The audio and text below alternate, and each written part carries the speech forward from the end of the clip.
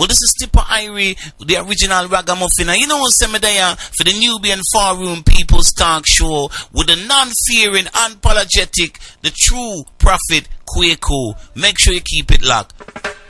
Right now you're locked on to Nubian Forum, the People's Talk Show with the prophet, Brother Kwaku. So if you don't know, well, get to know. Tell a friend for tell a friend, and tell that friend for tell another friend. Brother Kwaku. Listen up. A long time now the heathen them forget slow. Michael Gordon say that you zen. Maximum respect and full endorsement every time my kings rhyme. Itepe neke je a senebe. You tune to Nubian From People's Talk Show live on GalaxyAfiwe.com. Munduba Fo, the creating force of the universe, of omnipotent being that which greater than ourselves, was many names. Olodumare, Nkolokulu, Kwame Blafashe, Mungo, Onyeme, Ja, Amen Ra, Ashe, Ashe, Ashe. Munduba Fo, to the ancestors who fought the enemies of Mama Africa for the last 6 millenniums. Those ancestors that fought to keep the culture of Africa alive and keep the wicked at bay. We honor and venerate you and give thanks unto your memory. Munduba Fo, to the ancestors who fought those enemies. Sentence them. Munduba Fo, to the ancestors whose bones lay beneath the many seas, the many oceans, the many rivers, the many lakes, the many swamps, the many deserts, the many trees that they were lynched at, the many graves of this world. We honor and venerate you and some Madasipa for your sacrifice. Munduba Fo, to the ancestors who wrote our stories down on books, papyrus, scrolls and stones, put them in audio and video so we would know who we are, where we're coming from, our accomplishment on this earth, how we arrive where we are, how we survive, where we were successful, where we fail, the mistakes we make and the corrections we need to do and where we need to go. Munduba Fo to those ancestors. Munduba Fo to the ancestors who come in this country to build up a life for themselves. Them with young people when them come here, come to set out a future for descendants. We stand on their shoulders and we honor and venerate them. We say Madasipa for the sacrifices. Munduba Fo to the ancestors them who survived that middle passage, survived the abuse, the rape, the murder, the incarcerations, so that we could be here today. Burn a fire upon the wicked. We honor them every time. Munduba Fo, all those ancestors. Ashe, Ashe, Ashe. Yes, in true to Nubian From People's Talk Show live on GalaxyAfiwe.com. Apologies for the lateness. So many things has happened to me this week, yeah. But we're not balling now, we are give thanks. Remember the live link number is 0207 193 0174. The text number and the WhatsApp number is 073-779-0703. I repeat, if you want, just let me know so no lock on, where no lock on from, what part of the world. So if you're abroad, it's +44, drop the next 073-779-0703. We're not up on the Facebook tonight. We never line it up. I may have a special, we have a few special guests in the studio with me tonight. We're going to play some fire in the night, yeah. You see that tune, yeah? Sentence, you know, Michael Gardner. I want every tune this, you know. I want to play them tune, yeah, so everybody can hear what I say, you know. Because reparations we are dealing with, you know. Enough things are going to reveal in the night, yeah. So hang on and just put on your saddle upon your ass, strap in your seatbelt, because you're going for a heavy ride tonight. Believe. Big up Sister Shanice, live down in the Gambia. I'm jealous, man. I'm jealous. You have the sun, you have the good food, you have the motherland, but we don't miss the mosquito them. If you lock on, you know, once if you lock on, it's on go Gambia, me can't hear, it's on go Africa lock in. If you're abroad, it's +44 073 7792 0703. Make we know you're lock in. We're gonna sentence them. Alright. We're gonna sentence these people, and tonight we sentence them. We give thanks and praises unto the creating force of the universe, the omnipotent being, that which is greater than ourselves, who has many names. We give thanks to those ancestors whose shoulders we stand upon. We must never, ever, ever forget them. And we must always venerate them to the highest heights of heights. See? Never forget them. Enough people would turn around and say a lot of things that they hear us say on Galaxy. We're living in the past. But the past determines the present, and the present determines the future.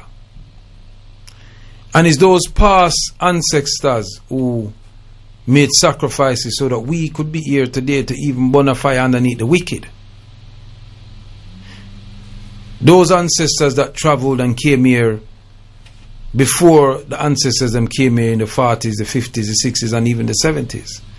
The ancestors that were here under the captivity and enslavement of the British.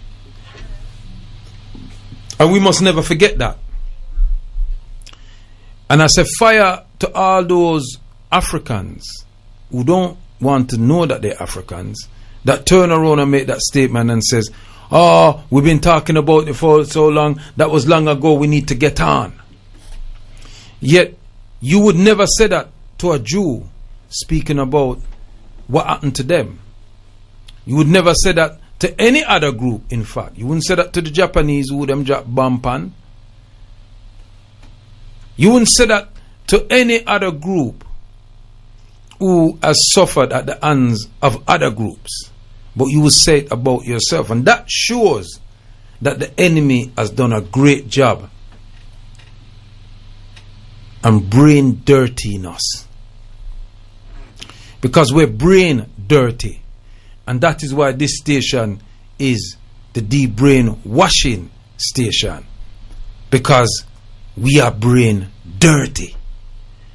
They've dirtied our brain in more ways than we would ever know. Yes, Brother Naya, I see you. But right now, I'm on. Big up yourself, Brother Naya. See? We're brain dirty. Full of a whole heap of excrement in our minds. We hate to be identified with that continent of Africa. We hate to be identified with even ourselves. And as African people, we have to face the beauty of our story and also the dirt of our story. We have to find a way to work together by any means necessary. We have done things to each other that is unspeakable. But we have to find a way to salvage that relationship that has been severed throughout the millenniums. I was speaking here last strong. Oh, I'm tired. But this is real radio. I mean, I go fake it. Before I move any further, let me just big up management for providing this platform for us to express our Africated point of view, for us to play the music they don't want you to hear, for us to express ourselves as African, and for us to agree and disagree. As one of our favorite callers, Russell Singh, says, without apology. My favorite word that. So we give thanks to the management for doing that. So big up yourself, Chief Procomba by Dr. Abu, Ella Erokuti, Sister Shanice, Sister Anoa, Sister Jasonra, Nico Mosh Ryle, Muta Anu, Natra, SG Vibes, and many, many more of the presenters on the station. If I didn't call your name, no feel no way, but you're in there too. So we give thanks for this platform. I personally give thanks that my mouth is not taped. I'm not told by the management that I can't say this and I can't say that, and boy, you can't do this. Them so go through Prophet and do your thing. And so I give thanks for that. I want to give thanks to members of the African Coalition Council who we are working on creating an umbrella group that will accommodate all of us as Africans in this country, speaking with one voice. And so I give thanks for that. I want to give thanks to Nzinga X Marcus Garvey organization, because this week on Kujijakulia Day, Kujijakulia Day is the second day of Kwanzaa, the second day in the Nguzu Saba. On Kujijakulia Day, we will be having a Umoja gathering in Peckham Rye. See? And there are a series of speakers who will be there. See? There'll be Empress Trisha, D Carbon, right? O'Neill, Edgley Dave, Omawale Carl Grant, Dr. Abu, Sister Anoa, and myself, who will be giving Umoja messages of Umoja to our people. In a time when the enemy is seeking to dismantle the melanated people of the planet. Them in a tier 4. And that tier 4 is their fourth way of trying to tear down everything. You'd have heard me, many of you might not have heard of me speaking on Power Jam Radio back in the 90s. And one of my phrases was, if you really want to know what these people are like and how they would deal with you, watch how they deal with their own first. And we have seen how they have dealt with their own people. And make no beans about it. If them can deal with for them people them way there is nothing that they would do for us. I'll give you an example. It was something, we were on a Zoom meeting the other day. It was the launch of Two Bada Foundation. And Brother Carl Grant spoke. And he said something so significant that I'm not sure that many people on the Zoom really picked up on what Brother Carl Grant said. And many of you wouldn't have heard it, so I'm going to repeat it. But it was important that I make you know, say, the quote that I'm going to come with, it wasn't created by myself. Many of us make and hear people make quotes, and we take it and we run with it, and we don't give the credit to the person that came up with it. And I'm not in that game. I'm gonna play them the game there. Brother Carl Grant, when he spoke, he said, and I quote, "They have never put us first in anything." Are you listening to the people out there? They have never put us first in anything. They have never cared about our well-being. So why now do they want us to be the first to take their vaccine? That was such a powerful statement. And I'm not sure that everybody that was listening really picked up on what the brother was saying. And now I will expand on what the brother said. Because history is best qualified to reward our research. Malcolm X. These people don't like us. They never have, and I don't think they ever will.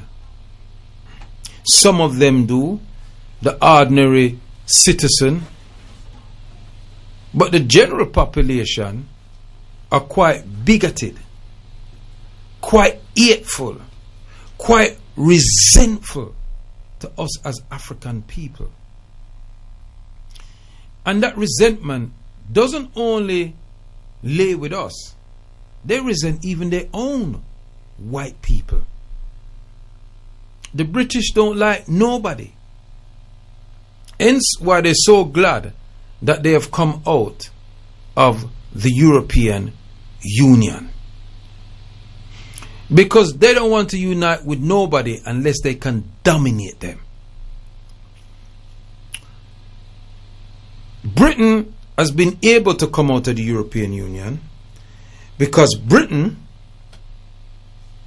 still controls all the countries. Now let me correct myself. They still control all the places that they named countries in Africa. They have just signed a new multi-billion-pound deal with several African countries. So they have never left Africa. This is why they are comfortable to remove themselves from the European Union, because they have got riches coming from elsewhere. We are dealing with one of the most devious, wicked, but skillful enemy ever on the planet.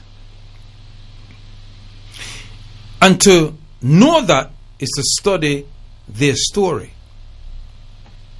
A little country like England, 88,000 square miles of land, ruled an empire nearly 2/3 of the world. Vast parts of Africa, vast parts of India, vast parts of the Middle East, and vast parts of the Americas, vast parts of Australasia. This little devil. So make no beans about it. You're dealing with a sophisticated, very educated enemy. And they will stop at nothing to get what they want, from where they want, all them want, for whatever they want. And if you stand in their way, they will eliminate you. But they're so sophisticated now that when they're eliminating you, they're going to make it lawful. So they create laws. But we say fire to them laws. Why would a people who don't even want to apologize for the Maangamizi, for the enslavement, the capture, the kidnapping, the imprisonment on these places that them call plantation? They weren't plantation. These were concentration camps. And held us in that bondage for X amount of centuries until we fought them for some autonomy. Listen to what I said. Autonomy, not freedom. We thought we were fighting for freedom, but many of us got autonomy. The only African nation that got freedom was Haiti. Everywhere else was autonomy. You remember that. And Palmaris for 100 years, but then them lose them cities. So none of these so-called African countries, be them in the continent, be them in the Caribbean, are free. They are not self-determining. Their judicial system is still a system of those that colonized those areas prior to them. So what you have is autonomy. What is autonomy? The ability to govern and make your own decisions depending on those that give you the authority to do it. But you're still under the yoke of Elizabeth's government, which before was George, and then before him was Victoria, and so forth. The royal lineage of the Germanic people, them called the Windsors. The Anglo-Saxons of Britain. The invaders of Britain. The descendants of the Angles, the Saxons, and the Jutes. Germanic tribes that invaded Britain and murdered off the Celts and the Northerners. Remember a few weeks, about a month ago, I said to you, they are testing the resilience of the people of the North, because they know once they tame the North, taming the South is easy. Did I not say that? And look now, Tier 4 come right at your door. And you better look for some more, because them having them look for fun and them don't done. In the studio this evening, I have some guests. We are exercising social distancing. So we are literally meters apart. Although we not fall for them fart. But let me say this to you, my people. And I don't want you to feel that I'm leading you down the Swanee. There is something out there. Definitely. but is not what they say it is. Germ warfare is the new warfare. Creating pathogens with DNA messages for particular groups is what they do. And so now, because a lot of Africans have been returning back to the motherland and the sister land and the cousin land. What is the sister land? The sister land is the carry us beyond. And because a lot of them have been returning, they don't want us there. So how can they stop us and stop people? Because see, traveling is an Africation, is a knowledge-based thing in itself. When you travel and you go to different parts of the world and you meet different groups of people, be they Asian, be they Arab, be they European, be they Native Americans, be they our people from the continent and the Caribbean, you find that people think differently. Oh, them man they not think like them man they when we woke up in England. Some may like you, some may not like you. But it opens up your mind. And because people has been traveling the world and different groups have been linking up and people are link up and them think that the people that rule and control the resources of the planet don't like that. So how can they stop you? They tried it with AIDS. In fact, before AIDS, they tried it with herpes. Remember herpes? Then them tried it with AIDS. Then several different flus. Different strains of malaria. When that never worked, them come with Ebola. Then come with dengue flu. See? When that never worked, they come with a different pathogen.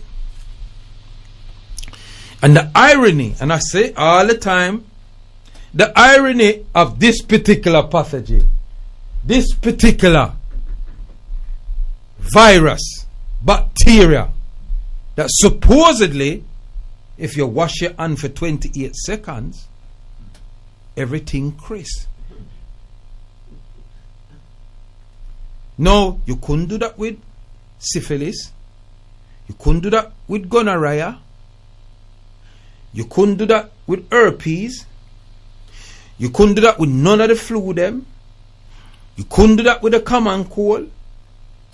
You couldn't do that with AIDS. You couldn't do that with Ebola. But you can do it with COVID. Yet COVID have the planet locked down. Something down to last week, me I sit down and listen to some doctor who was supposedly part of this research. A doctor woman from the United States. I was listening to her on LBC one night, telling people, yes, long as you wash your hand, and the caller says, so kill it. It say have this the secretion around it, and when you wash it with soap, it kill it. This is what the woman say now. And so the guy said, it was a Cockney guy. He goes, so do you have to use any particular? She said, no, any soap. Yeah. So he goes, is it alive? She said, no, it's not alive. So you can kill it if it's not alive. If you listen to all of them, they come with a different scenario. As the Cockneys would say, they come with a different Jack and Ori. Yeah? We are being played, people. Now, I'm not saying that nothing ain't out there, because something did lick me. I mean, nearly dead. And if me to go for them hospital, I won't be here right now for burn out them reggae. And we know our people them that's gone there. Brother Dougie, may the ancestors watch you over you. May you watching over us. Sister Nkechi, may the ancestors watch over you. Maybe you're watching over us and protecting us from these wicked people them who kill people at the drop of a hat. Why would you think that they would bring a vaccine for our benefit? We've been marching for 7 years to Parliament and back. Never marched this year, but had a lockdown in Brixton this year, just for them to open up an all-party parliamentary inquiry into the Maangamizi and the effects post what them call the Mangamizi. And not even that them want to say sorry for. In fact, Tony Blair and Barnes, Amos, I think her name is one of them, with it down in the conference there at Durban in 2001 against xenophobia and all them something and racism. And when the Africans wanted to put on the table that the enslavement of our ancestors, the capturing and kidnapping of our people was a crime against humanity, Israel and America walk out of that meeting. And Tony Blair, representative, said they could not apologize for what they define as a slave trade because it was legal at the time. So them can't say sorry to we. And you think them are going to bring a vaccine to heal you? Use a idiot with a H. Capital. So what my brother Carl Grant said on Sunday was such a heavy quotation, and I had to elaborate on it today. These people are not our friends. And when I say these people, let me be specific. These people's governments. Because we see how they treat the poorer class of their own people. And they use them as a buffer against other groups of people in this country. And they are so thick that don't say that they've been played like pawns on a game of chess. But chess is quite an intelligent game to play. Most of them play football. So them not under sense, because all them know to do is kick ball. That's why you have 11 man a kick and 1 man a organize them. And then call him the manager. Because him have the brain. And them just have the brawn. So upon the 27th of this month, Peckham Riley and Peckham, starting from 11 a.m.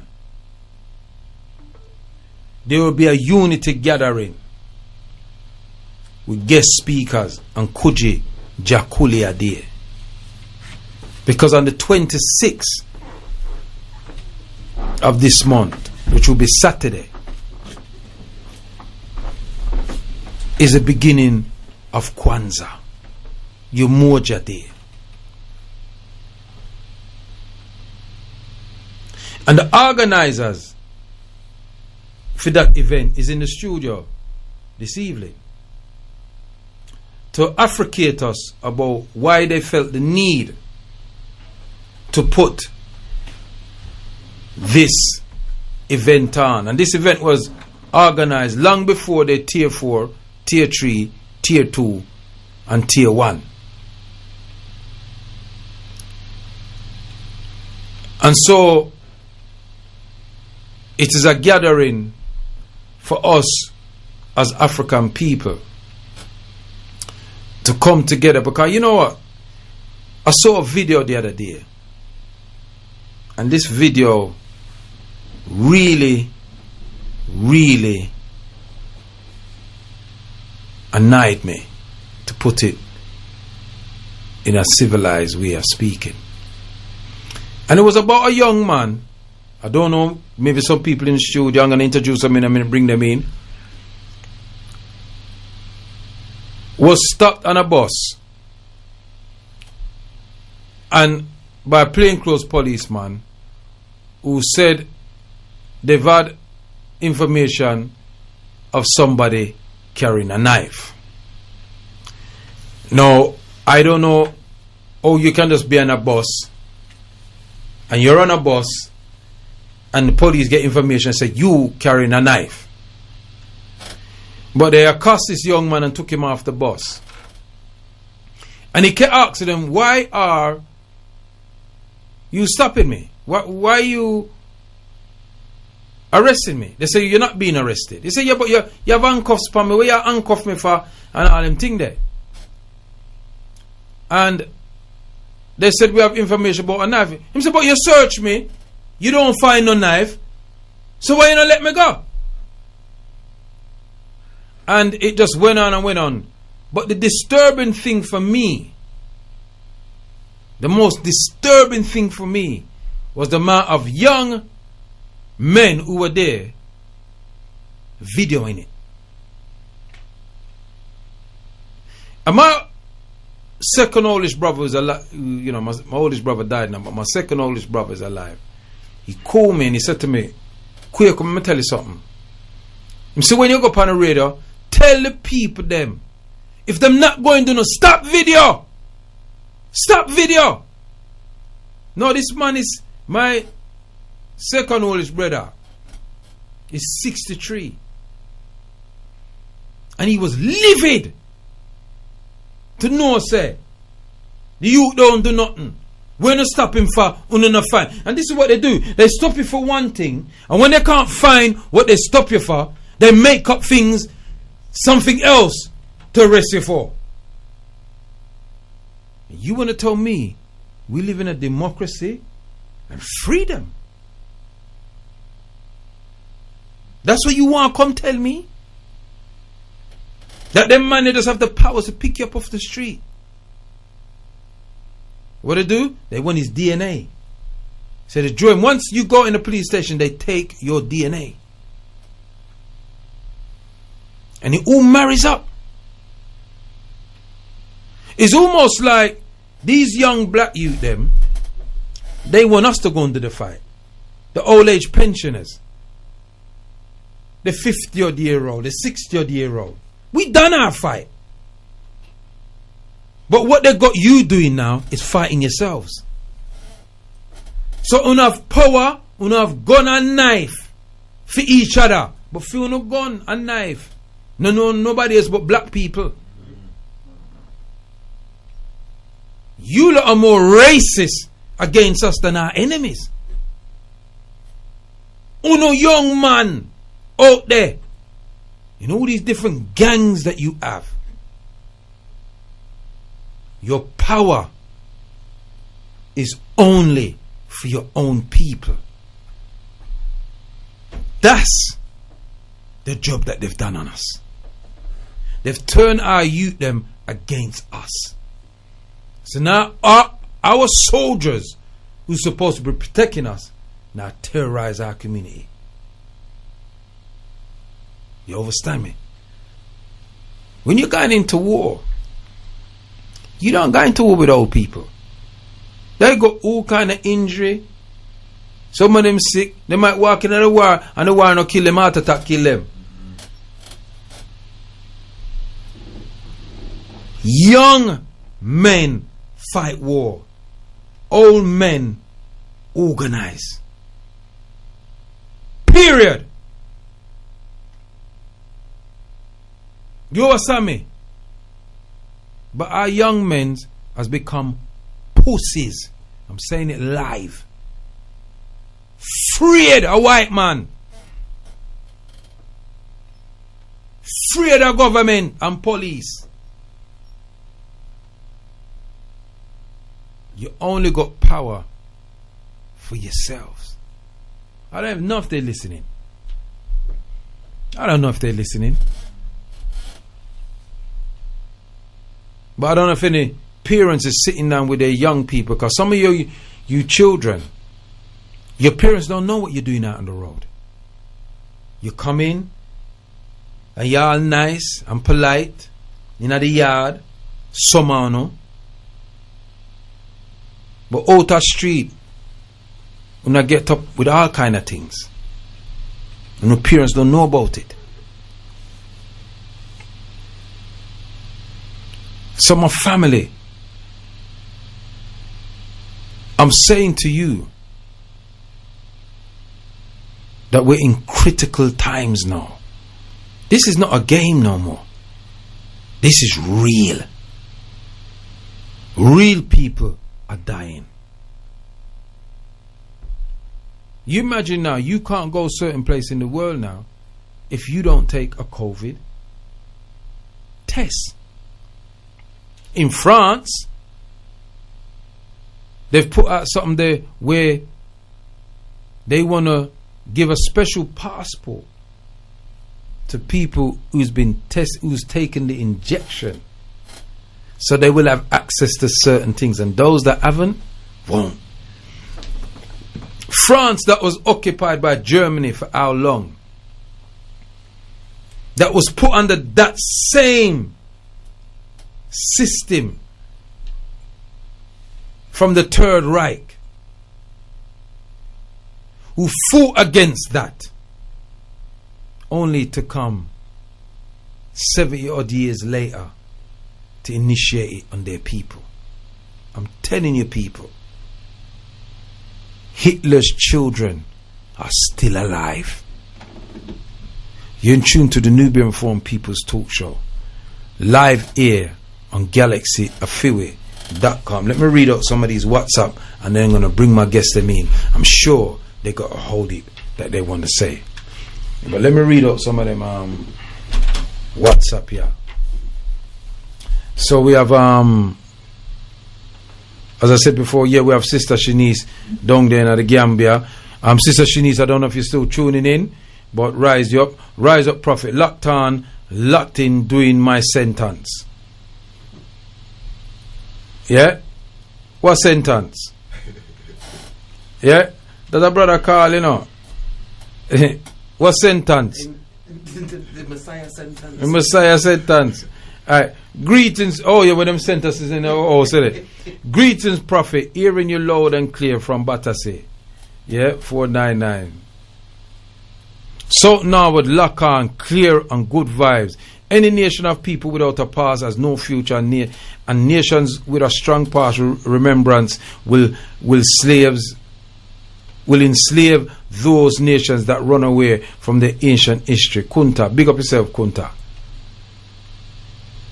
Sorry, Prophet Kwaku, you're wrong. We have been put first, but only in their experiments, and to be used as examples of their way of control. OTEP. Big up yourself, 063. I stand corrected. Rise up all the time, Prophet Kwaku. I know how hard you work in the community trying to Africate our people, especially with the children with the Saturday school. Give thanks. More strength to you always, from Tops locked in West Norwood. So that's all. I'm going to text them. So text them. Read out some text. Text a live radio where I deal with it. I'm going to play with the thing, you know. Yeah. So make we see where them I step on the text. So that was the WhatsApp. And so I'm going to text them now and see if anybody text anything and see what them say. It says, wicked tune, Prophet, blaze of fire, Ross Chunel, East London. Big up yourself, Ross Chunel, a true soldier every time. Listening from racist Copenhagen, Denmark. Also locked down here to Abina. But big up yourself, Abina, in Copenhagen, yeah, Denmark. Big up yourself and give thanks for tuning in. Now in the studio, I have the honor having, well, I'm turn up on the mic. They should still be. Yes, sir. Oh, them up? Alright, them up. See? Alright. Come on, turn this. Yes.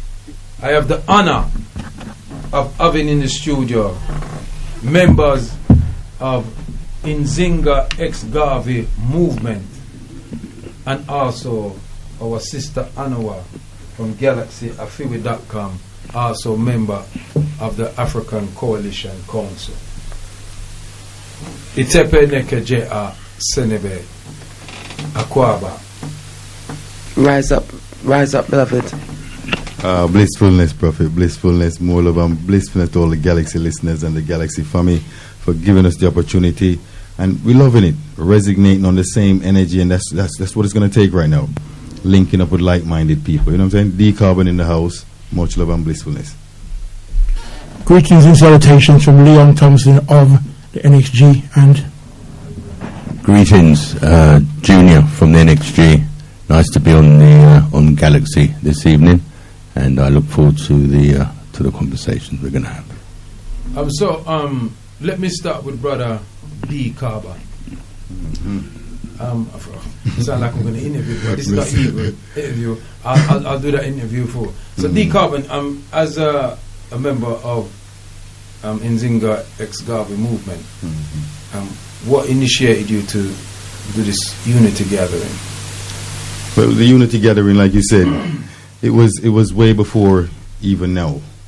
So from the inception, when we said we was going to start this and kick it off, you know what I'm saying, we said, let's build a web, because we saw where this was going. We've got our well researchers here, Leon Thompson, and we got many more.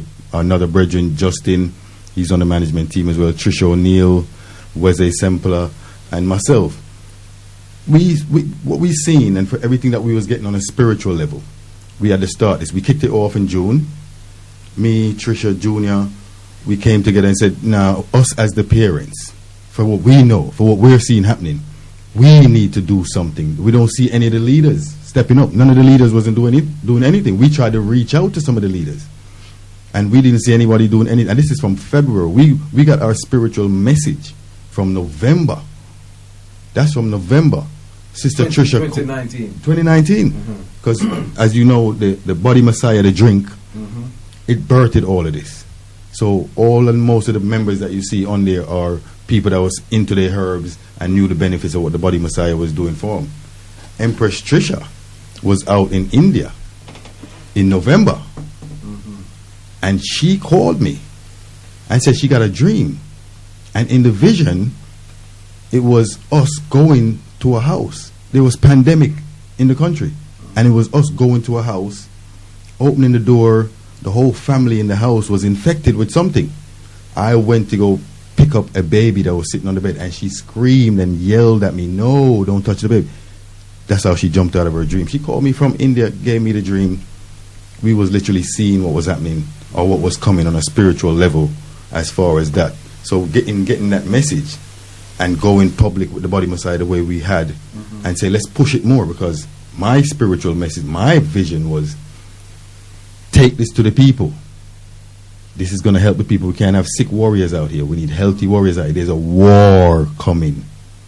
And when we use that word war, like we did on our Zoom meeting the other night, a member got upset. I don't know if she got scared. I don't know what it was. But we need to explain to people, we've been in a war. It's nothing hasn't changed. Like you said, Prophet, they're just doing it more stealth. And we need to wake up to these stealth movements that they're doing. And this vaccine we've seen as our imminent threat, as Brother Leon put it. You know what I'm saying? It's the imminent threat to our people right now. This is what we see, and this is in June. And we said, let's start it. Let us, the parents, the ones with the knowledge, the ones that have the wisdom, and let's link up with other people like yourself and all the Galaxy family. Once we met you, I mean, I don't know, when me hear you talk, you just put a battery in my back, you know, I'm ready, you know. I'm ready, you know.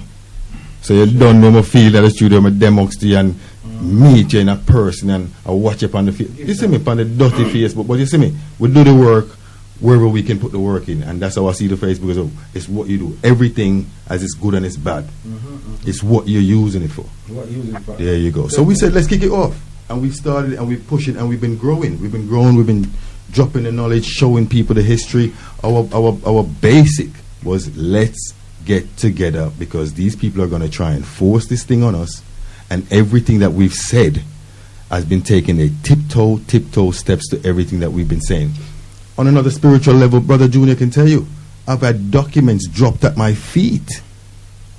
I call him from around February time, documents dropped at my feet, don't know where it came from. And the information and stuff that was on there, that was purely spiritual. It showed everything that was going to happen leading up to 2021. And the company name, I don't even remember. I don't even want to give them no light. But there were advisors running around in the UK before December 2019, going to big organizations, big companies, and they were briefing them on what was to come.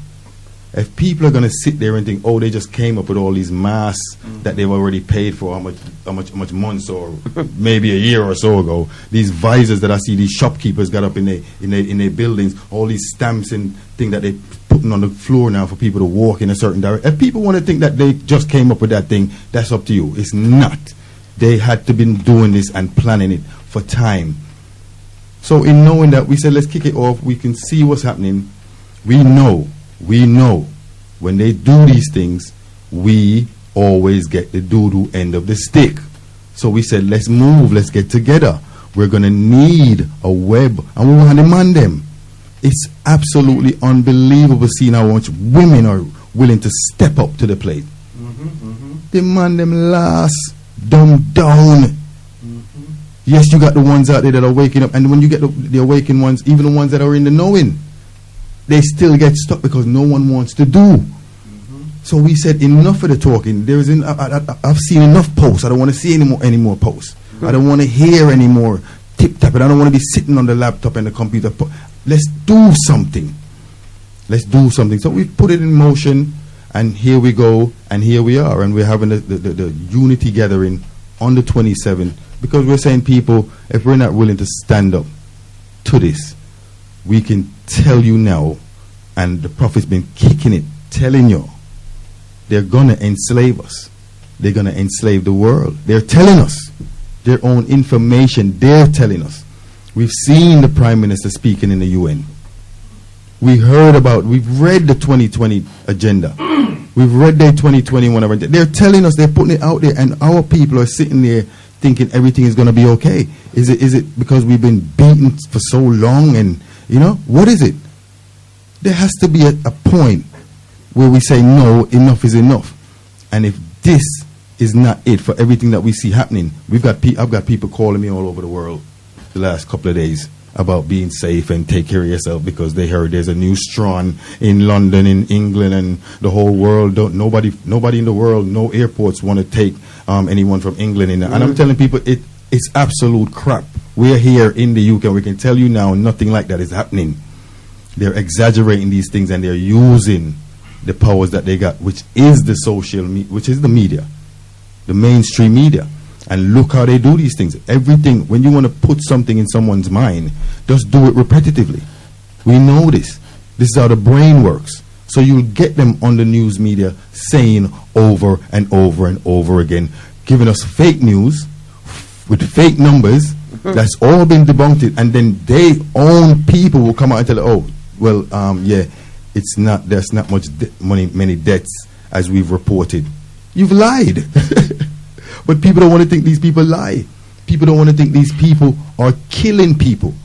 I got an 80-year-old member in our group who she told me stories when she was working in the hospital over 20 years ago. Young doctors looking at her, walking through the ward where they had elderly, looking at her saying, don't you think those people are just a waste of space? Don't you think they're just taking up bed space? Don't you think we should get rid of them? They're doing it now. They're doing it now, people. You don't go into these hospitals for just a kidney infection and die in 3 days. Big up Empress Shireen. and all the people that know Shireen and, you know, Ari Joseph Juice. This is a young lady that was doing lovely work in the community on the health tip. Went into the hospital for simple kidney infection. Died in 4 days. And there's many more stories, people going in there for simple cough, not coming out. I heard one family, by the time they got to the door, their mother was dead. There's a lot of stories, and we need to realize and stop, get out this Negropean mindset that these people mean us any good. It's happening, and we're in the movie, people. We need to start doing what we need to do, and which is play our role. We need to play our part. And the 27 is for us to do that. It's a lawful rebellion, and it's called lawful rebellion for a reason. It's lawful. A protest is lawful. If the citizens of the country think the governments that are in power are not doing for them, which that's what they're for. There are servants, public servants. That's the role they should be playing. It's what we want. It's what the majority of us, the people, the citizens, that this majority says. It's what the government's supposed to be going by. Nothing that we're coming with on a law basis is holding up anywhere, not even in their courts, as we can see with Brother Carl Grant. They can literally throw these things out, do what they want, and as you said, they're making the rules up as they go along. They're making the rules up as they go along. So I want to reach out to the younger ones. We need to get out, get the parents. The parents have to play the part.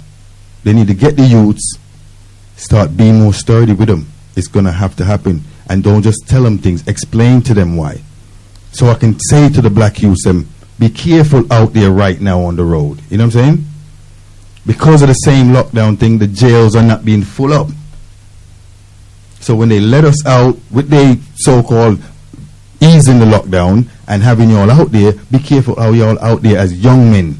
Because what they're doing, they need to make money. The jails need to make money, and how the jails make money is through bodies.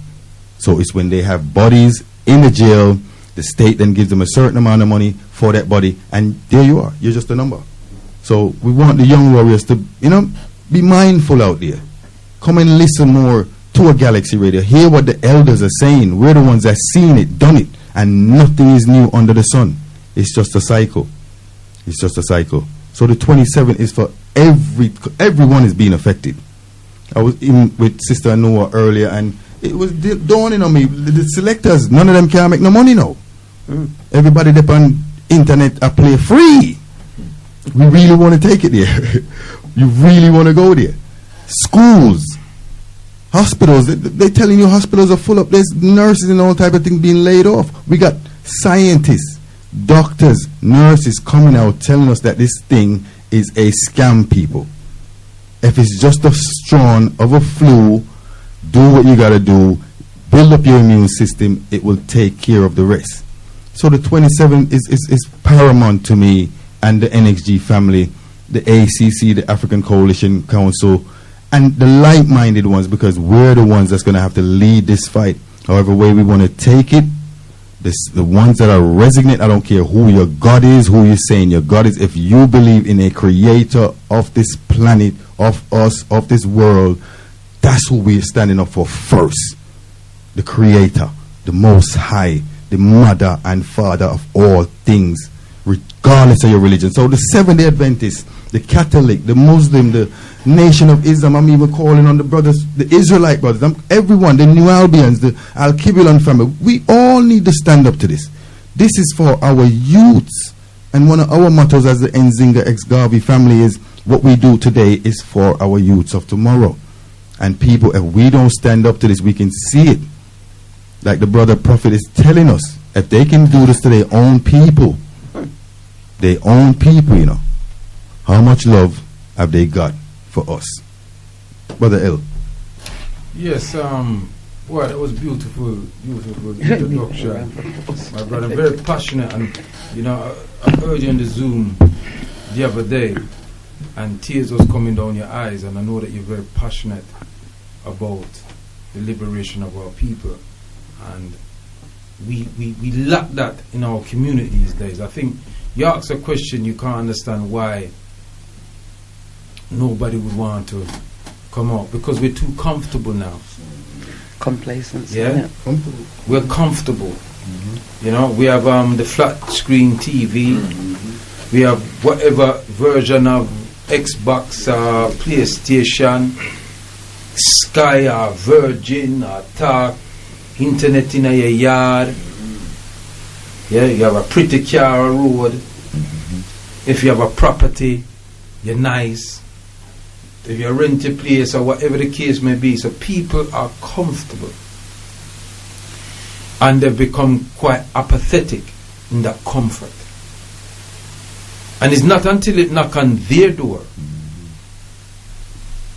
that they come out. I was part of a Zoom earlier on, I think it was in the summer period.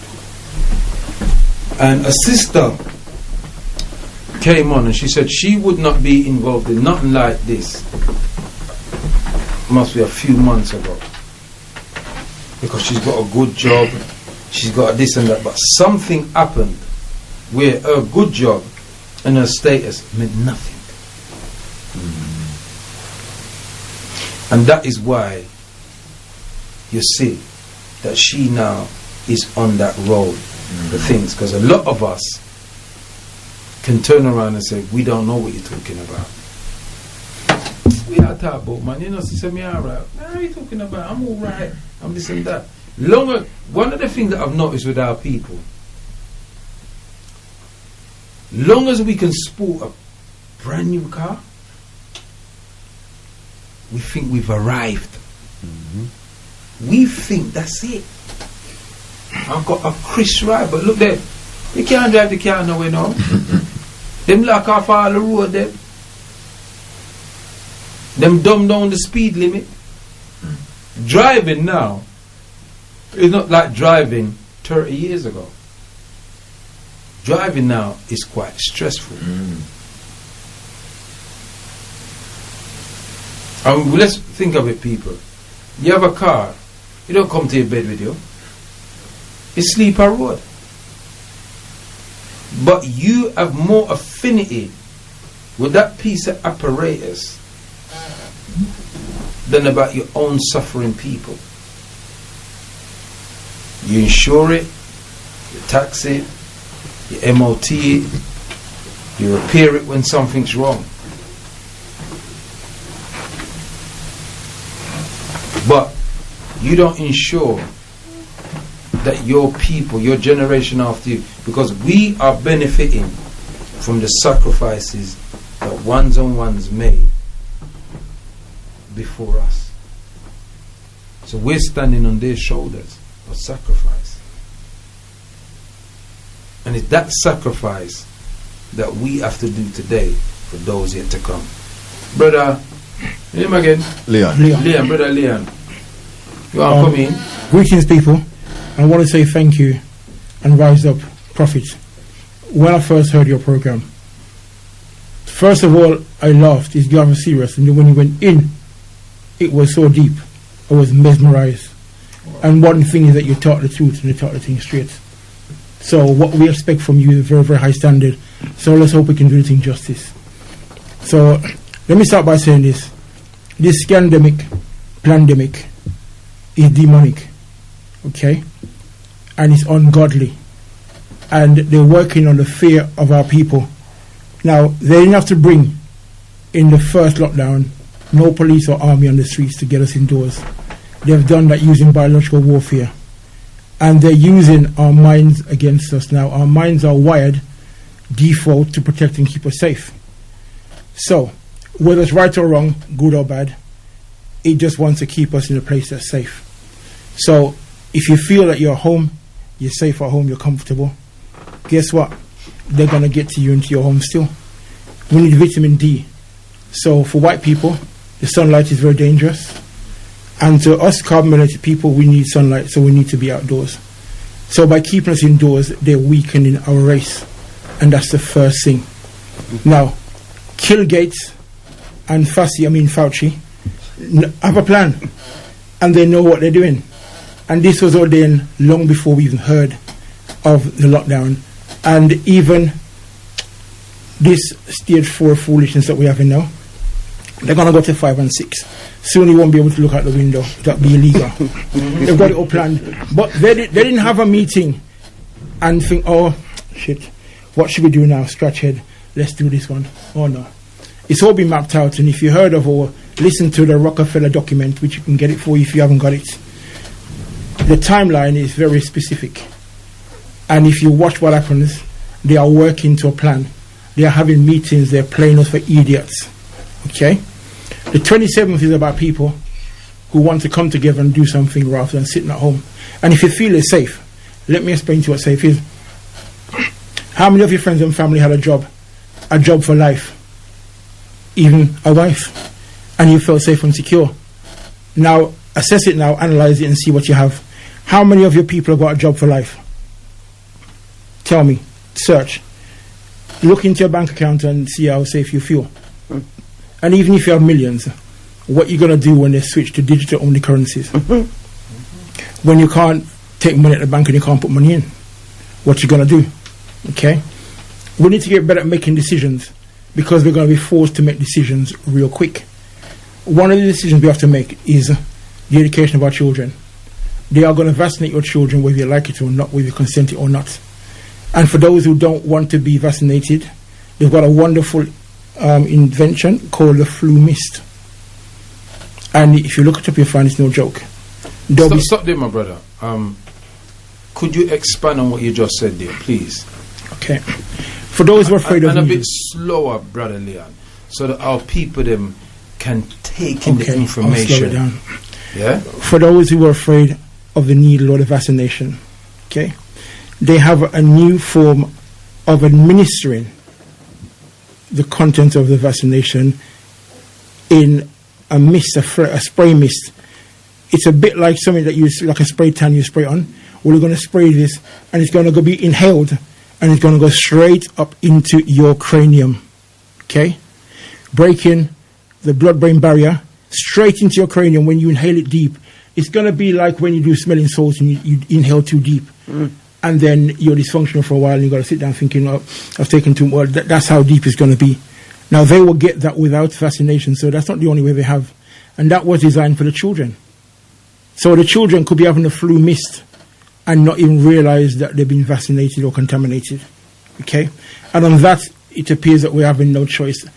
Okay? They're saying you can opt out, but don't be tricked when they say, oh, it's not forced mandatory. You can opt out, you've got a choice, you can say what you want and whatever. Bullshit. Because they're going to do it anyway, regardless. And what they're going to do is track you. So if you don't have it in the school, the doctors will carry on. That's why they're pushing the flu jab so much. Flu is not greater than it ever has been. It's at a constant level. But I'm getting messages now saying, because I'm a diabetic, oh, Mr. Thompson, guess what? Your flu vaccination is ready. You're welcome to come in. As if I won a prize. What the hell? So I said, hold on, back up 1 minute. I'll explain to them. And I can be colourful and a bit sarcastic when I'm ready. I explain that, listen, first of all, let's correct things. It is not my flu vaccination, it is yours. I didn't request it. It's not a prize, I've not won it. You can take that shit yourself, but don't offer it at me again. I don't want it. So the doctor came on the line and started to inquire. What is it about this vaccination that you're afraid of, whatever? I said, I'm not afraid of anything. I'm just not taking it. I don't need it. I haven't got a problem with flu. I don't need the flu, thank you. Not piercing my skin. No time dysentery. So, it is a no from me. Write that down, add it to my file, whatever. Militant no. And the cheeky, what, not. You know, he signed off? Okay, then we respect your wishes, but we're going to keep trying. They do. I'm thinking, hold on a second. He's telling me he's going to keep trying. I've told you don't offer me that again. And he's telling me he's going to keep trying. And I've got a friend that was vaccinated against her will. They changed the doctor. And when she wasn't paying attention, she turned around basically into a needle. Now, you don't know what's in the needle, okay? They could be adding COVID into the flu vaccination. So, all of a sudden, everyone, even children, need to have the flu jab. Now, why? They can never tell you the reason why. They can never give a straight, succinct answer. It's always, oh, well, we need to all have it because you're at risk. Okay, so every time we're at risk, then we're going to have a vaccine. Is that how it works?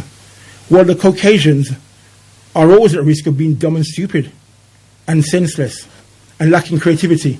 So shouldn't they go first? Shouldn't they be having the vaccination already? And don't be tricked into the celebrities that are taking the vaccination because you don't know what they're getting. Mm-hmm. We've seen vaccines being done with the safety cap left on. So basically, they're not getting a jab like you think. It's all propaganda. Mm-hmm. And they're all acting. You don't know what they're getting. Okay? The only way to give them a vaccine is you get the Pfizer drug company. They have 10,000 of the vaccine. A black person picks out one and gives it someone like Fassi or Kilgates first, and their children. Okay? But the one that they pick, you don't know what they're getting. So they're fooling up our people. People say, oh, it's safe. Let's all take it because celebrities are having it. Well, if you think that the jab that they got for black people is the same jab that the white celebrities are getting, even the black celebrities too, not a chance. Okay? But we just don't know what's in it. So we need to ask certain questions, but we need to do research. We need to find out what's going on. And that's what the 27th is about, bringing knowledge and education to the people. Now, Google's allegedly your friend, but the good stuff don't necessarily come from Google. Because Google is part of the system, or the shit system, as D. Carbon says. So, if you see it on Google, it must be real. Okay? But they're pushing through the news media what they want you to see and want you to hear. But the important stuff ain't been reported on. Okay? So, to get the real information, you need to be talking to people like Galaxy, Sister Anua, Prophet, D. Carbonara, and other like-minded people, Sister Shanice, and a whole team of people that work tirelessly getting the good information so that we can educate ourselves. Now, you're not going to get the good information on dead enders or procrastination suite. Because that will just keep you dumb as rats. You're not going to learn anything from that. That's called escapism. So while you're doing that, they're planning this pandemic, which is demonic, to enslave us again. But they want to enslave the whole population, and then the mass agenda is genocide to cull the population. Mm-hmm. Okay, so they want to depopulate the world. Mm-hmm. So as if Kilgates hasn't got enough, he wants a whole lot more. And for every £1 he invests, he's going to make about 20 off the vaccination. So that's why he's in it. Fassi owns part of the drug companies anyway. So it's all a conspiracy, and they're all working together. So the way we can win is by uniting, coming together. So we need to unite to fight. It's simple. And our best defense is ourselves. And the love and the power of our ancestors and the wise ones amongst us. Okay? So what they fear most is when we come together. Because you see, individually, that's what lockdowns were also about, keeping us apart, keeping us away from our families. And the vibration, the love and energy that we get when we meet in fellowship, you don't get that on Zoom. You just don't feel. I mean, invite to Zoom parties, and what a craziness. you can't scrub up and rub up on Zoom. So I don't know what's the point. There's no physical contact. And you see, all, for those Jamaicans and Africans amongst us, right? You know what about the Caucasians, they don't count. Are we going to procreate? You see, when you see a daughter and she looks fit and sexy, and you think, yeah, man, go on. You can't recognize behind the mask. So you don't know what you're getting. So guess what? There's going to be a whole lot less lyrical banter going on. And it's going to filter down into relationships, less hookups. Okay? And we're going to be having less children. Plus the vaccine is going to make us sterile anyway. Okay? Now, I'm not going to give too much because we're not on the 27th yet. What I suggest you do, if you're even slightly curious about how you're going to survive, how are you going to protect your family? Because if it's to be, it's up to me. Those are the words you need to say when you look in the mirror. If you feel that you haven't got the strength to get through it and you're confused, worried, petrified, even afraid and don't know what to do, guess what? We've all been there too.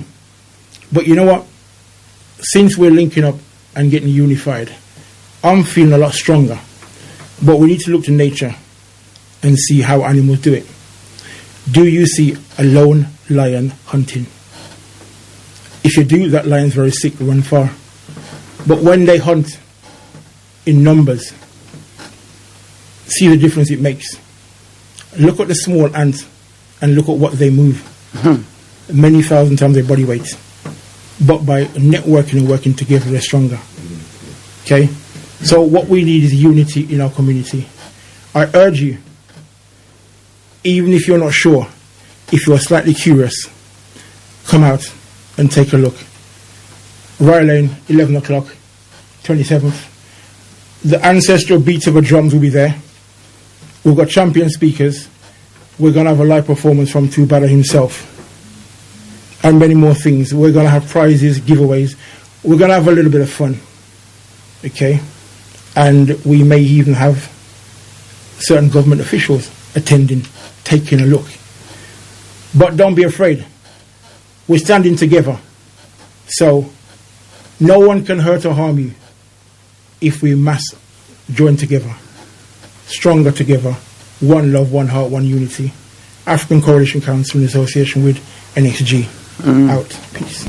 Ashe, give thanks, my brother, for that information. And I remember the first time I met you, actually, when we had that meeting for the African Coalition Council, and you told me you came all the way from Oopington. You understand me? So, you know, these are people who's coming far and wide from us. I just get a text, so my mic is low. Is that better? I don't know. That's the guest one. I hope that is better. I'm saying my mic is low. Next, I'm gonna bring in my brother Junior Lawrence. Junior, Rush Junior. Greetings once again. Yes, Rush Junior. Come on, contribute. Greetings once again. My name is Junior Lawrence, part of the NXG management team. First, I'd like to say what we do today is for our children tomorrow. Okay, and also I'd like to say what the great Bob Marley said. It's time. Get up, stand up. Is now we have to stand up for our right. So when we're calling all carbon melanated black boys and girls, man and woman, it's time to get up, stand up. 27th of December, Peckham Rye Lane. We need the support. We need the numbers. We're all in this thing together. Remember, it's not just me alone and the NXG and the African Coalition team. It's all of us. And for me, we can all come together on this day and support one another. And that's all we're asking for. Let me go back to what Prophet was saying earlier. You see, my thing has always been this, and when Mr. Grant mentioned it on a Zoom call not long ago, when has the white man ever given us anything first that is good for us? We are always at the back of the queue, but now they want to put us at the front of the queue. They want to say, come true, come at the front, take this. No, we don't want it. Keep it. Give it to your mothers and your fathers and your grandmothers and your sister and your pitney them. We're not taking it first. We don't want it first. So, as I said, and as Brother D was saying earlier when he started off, we need the support. We need the man them. We've been calling out for the man them since early June, and we're getting a lot of princesses and queens, but the man them, the kings, this is me calling out to the king them. Come out and support. We need your support. Thank you. You know, it's important that the men them turn up, but the man them, well, you see, what it is now, you know, is a young man them we're calling for. Because you can't have too many geriatrics about the place. Because people, you know, we done our fight. when we are young men on the battlefield, some of our brethren them get lock up for it. Some of us get hurt, damaged, and some of us survived. But what I've noticed anytime we come out now, you see, we have a dichotomy going on, because we have a set of young people them who, yes, them want to be part of the movement, but them don't want nobody tell them nothing, because them know it and it's different now. So there's that sound, you lot didn't do nothing and we're going to do it differently. You know, there's that talk among some of the young people, and I hear that, and I hear that voice, and I hear that energy, and I get it. But when you don't study and you don't know yourself, you don't know where you come from to be where you are. So you can make statements like that, because you don't inner, around, circumference, radius, hectagon, triangle, parallelogram stand where you're coming from. Because if you look at the lineage from where you come from to where you are now, you would never make that statement. You understand me? So yeah, we need people, but I would say to the people then, it is your decision whether you come or not. It is totally down to you. But when the SH1T hits the fan, don't be running to people for come mess with, you know, when it lick your yard. And when you could have come, because whole time people say prevention better than cure. Mm-hmm. You understand me? So you need to come up on Tuesday. Sunday. Kujijakulia Day. And what is Kujijakulia, for the benefit of those of you who do not know what the word means? It's a Kiswahili word that means self-determination.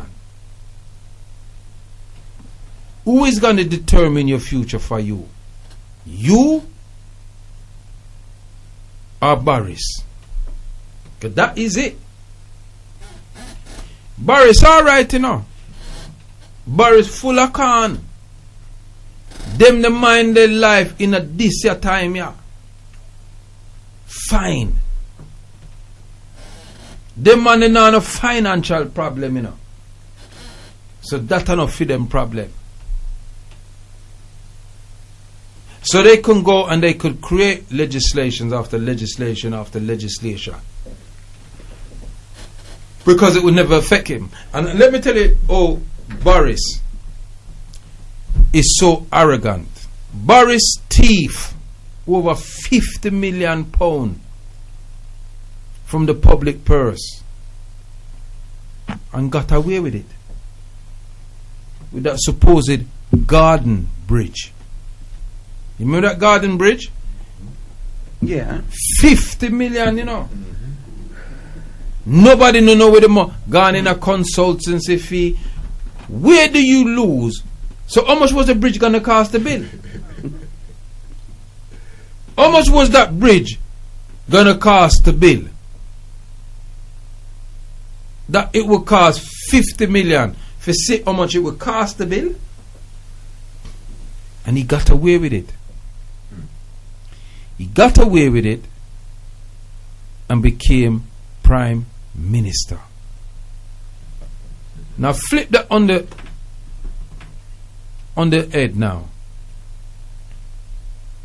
What would our people be saying if that was one of the supposed leaders in an African country, in the Caribbean or in Africa?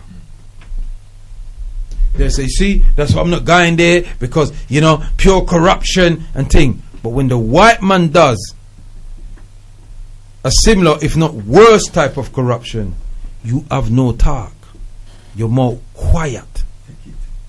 Because the white man got you afraid of him. It's fear. It's fear why you don't open your mouth. And it will be fear why you don't come. It will be fear why you don't come. Either fear, or you don't respect your own culture, or you don't respect the situation that you find yourself in. But let me tell you all this. If it don't reach you, it'll go reach your children them. And if it don't reach your children them, it'll go reach your niece, your nephew them, or your little cousin them. Because what's coming is not no joke. Tomorrow belongs to those that prepare for it today. You can't expect people who's been on this road for something. Me say all man like Mink and all them man there still do certain things. Them man they supposed to rest up themselves, you know, because them a whole general. You understand me? And I want to hark back to that video of that brother. Because believe me, people, I cry in my heart when I watch that video and how weak we have become. There's a video of I think it was about a couple of years ago, of these two police them holding up a school youth. And the youth them was saying, you strangle him. And then the youth them just turn down on the police and then give them some rotted The girls. Yeah. The girls. I don't know where it I was. was so proud of them. And they dragged the police them off them. And the youth escaped. And we got young men. And I know there's some of you in jail probably listening to this, and I want you to hear me. Think about why you're in jail. Who was it that you were arming while you were in jail? You kill your own brother. You don't know that that person could be your relative because of postcode. You kill your own brother because you've been trained to hate your own brother and sister. You've been trained by they taking over our music, controlling our music, and allowing the most derogatory things to be said about our women, and the most heinous lyrics about how you kill another black man. Just think about that for a second. They allowed that music to sell. And music has an influence on people. Don't make nobody come and tell you. The white man want to come and tell you it's different, but he want to tell you that because he don't want you to find out the secret. If music didn't have that effect, why do they want you to stand up for their national anthem? Or why have a national anthem? Why have so much credence to a national anthem and a flag? They're playing mind games with us. Now, I know people that this is a very precarious time that we're living in. And I'm under no illusions. They make laws to justify the evil that they do. Let me repeat myself. They make laws to justify the evil that they do. And for those of you who, for whatever reason there may be, you might have a European partner, a Chinese partner, an Indian partner, an Arab partner, and it might cloud the way that you think. But if you feel that what I'm saying is a nonsense, just study your history. You don't have to go back more than 200 years. They paid over 42,000 people that owned Africans as their commodity in this country compensation for losing the ability to own them. I never made that shit up. That's in their documents and their archives. Go to the London Library. It's there. Over 42,000 people in 1800 and odd. They paid. And the 1800 was just the other day. And after they paid them compensation, the Africans that fought to free themselves from shackle slavery had to work another 5 years of what they could. This is where the apprenticeship thing come in. They had to work another 5 years for the owners for free. And in February 2015 was when the British government finally paid the remainder of the loan that they borrowed to pay those people them that stole and had our ancestors them as slaves. Compensation money.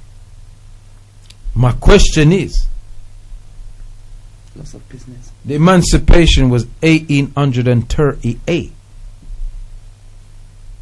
Who were they paying for 150 years?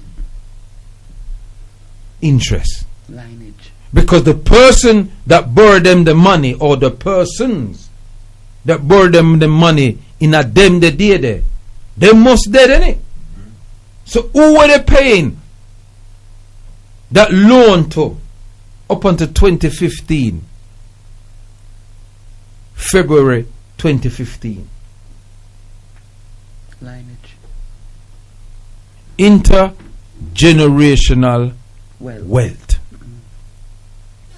And if you do your research, you discover that companies that are rolling around as legitimate today are the very same people them that made their money and their wealth off our ancestors. So I don't want to hear black people saying that black people are always right, or typical black people time, or boy, typical black people, they don't want to work. We worked for nearly 5 centuries for nothing, and we never get no annual leave. So we have 500 years of annual leave to come. So we should be getting furlough for the next 500 years. You understand what I'm saying? So don't use that rhetoric to talk about your own people, because there's nobody on this planet that worked as hard as us. And all of that suffering and attempted, and I use the word attempted dehumanization, all the inventions that you enjoy today, we invented it then. I bring in my sister Anua. Come in. Rise up, Prophet Kwaku and the family. Rise up, give thanks to all those gone before us, whilst we rise up those of us here now, striving for perfection, and continue to rise up those with plans to be. Rise up the Nzinga ex-Garvey movement in the house, Brother D, Brother Leon, and Brother Junior. And rise up the listeners, all those in the listening. I've been here for the day now, so I'm not talked out because I've been watering myself as and when I should, so I'm alright. we focusing on what's happening on Sunday, the reasons for why is what you're asking as well. And should there be a reason to gather? We're not indoors people, we're outdoors people. My dad used to tell us. And so we gather from the sunshine. And in gathering from the sunshine, we collect what we need to help us keep going. And if we're dealing with nature, Mother Nature, most of the time, then we wouldn't really, as you said earlier, prevention is better than cure. And so we'd collect what we needed from the sun. We'd expel the excessive mucus naturally. And so there wouldn't be a place for germs and disease to sit and stay. Because we'd be firing on optimum level. It's going to be with us to take care of us. Because we found out now a lot of the trappings. We found out a lot of the strategic eugenics programs. We're aware more of the dumbing down, the confinement, the concentration camp, the war, the big battles that are going on within the war, and that's for all of us every day. Why stay alone and be picked off? A brother mentioned the ants, one of my favourite subjects.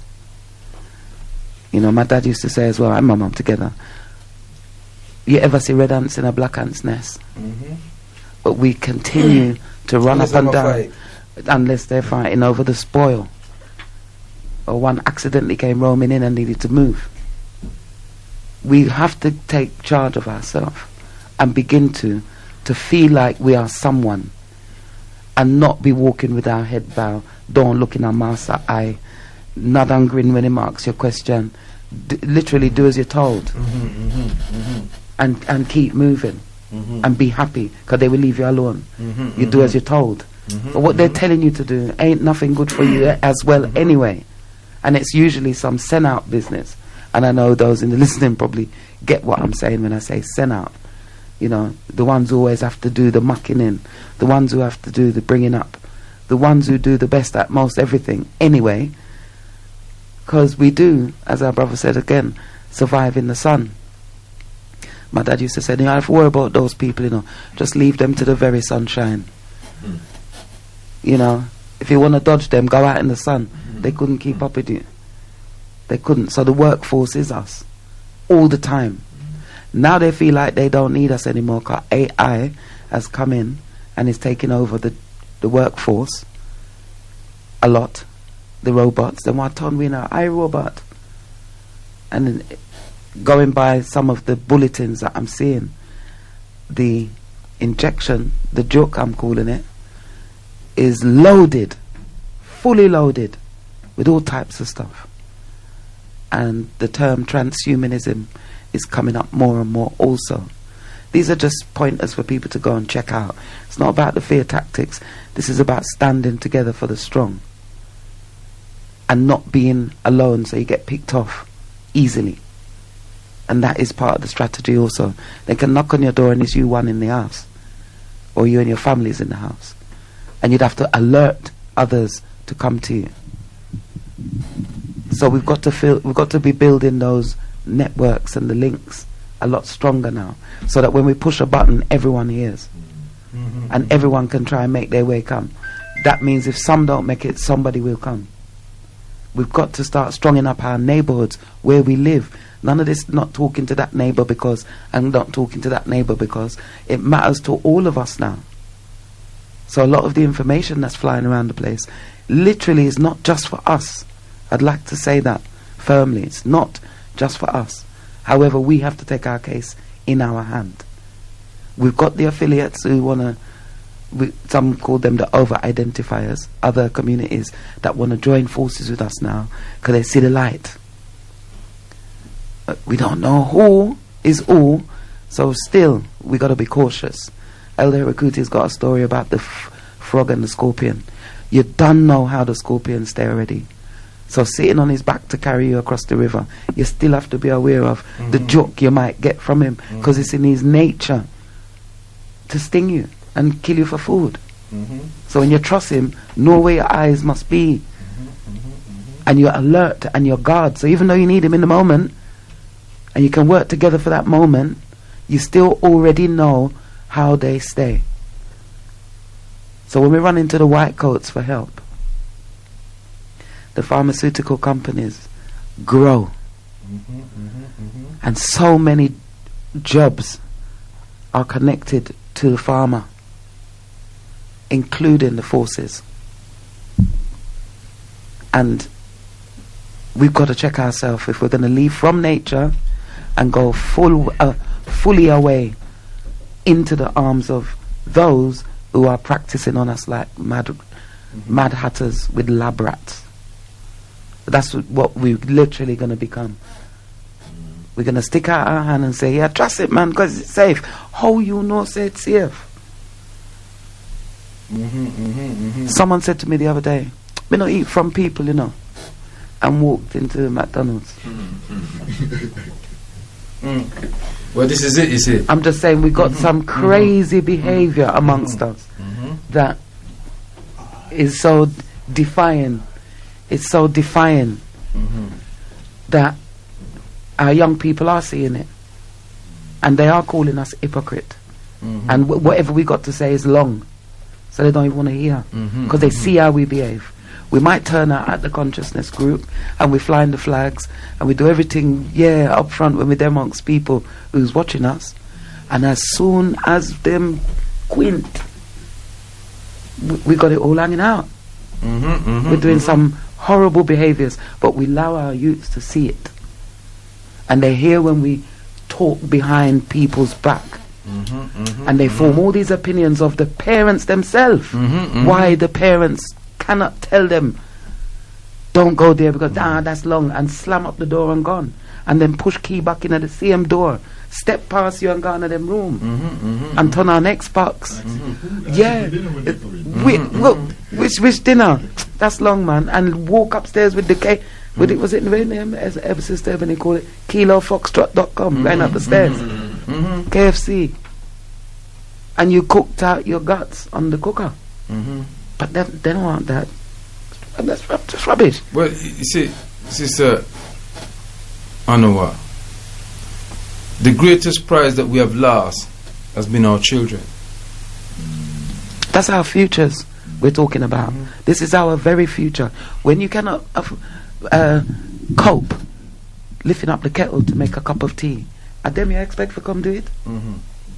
You'll be getting hosed down from a distance if you're still here. Or you may be one of those that continues to get practice on, like lab rat, because the Mad Hatters are in their science labs working out how much more dose of that and that to not kill them straight away with it, make it take time over a matter of time before it turn them fool, giving all branches of the NHS something to... So every speech that I hear the health secretary come out with, he ends it with, and remember to socially distance and save the NHS. That's the slogan now. Save the NHS. Not talk about the lives, the many lives, and peace be with those that have succumbed to the bug. It's all about save the NHS. Well, I was in the hospital recently with one of my sons. He had a couple of operations back to back. It was like a ghost town. The only thing that never happened was the wire will run across the ground in front of me. You know when the wire will goes across That's the only thing I never saw. And that's interesting that you... nurses were at the nurse station doing each other's nails. They had the time. Well, you know what, my sister, let me just jump in there a minute. Because I know people that work in St. George's Hospital, Tooting. I know people that work in St. Thomas Hospital. In fact, I know a few patients that's in St. Thomas at the moment. I know people who work in the hospital in Farnborough Hospital, and King's College.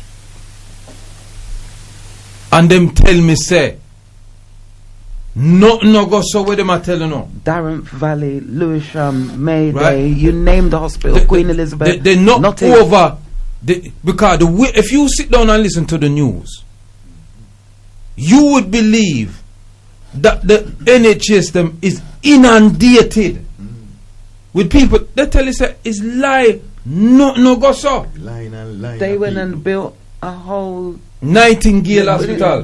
and the Three of them. Excel building, and nobody never go. But worse than that, Sister Anua, worse than that. I was listening to a doctor talking on the radio saying those hospitals, we don't even have the staff to populate them. All right. Nurses are being let off. Doctors are being let off because there's no work.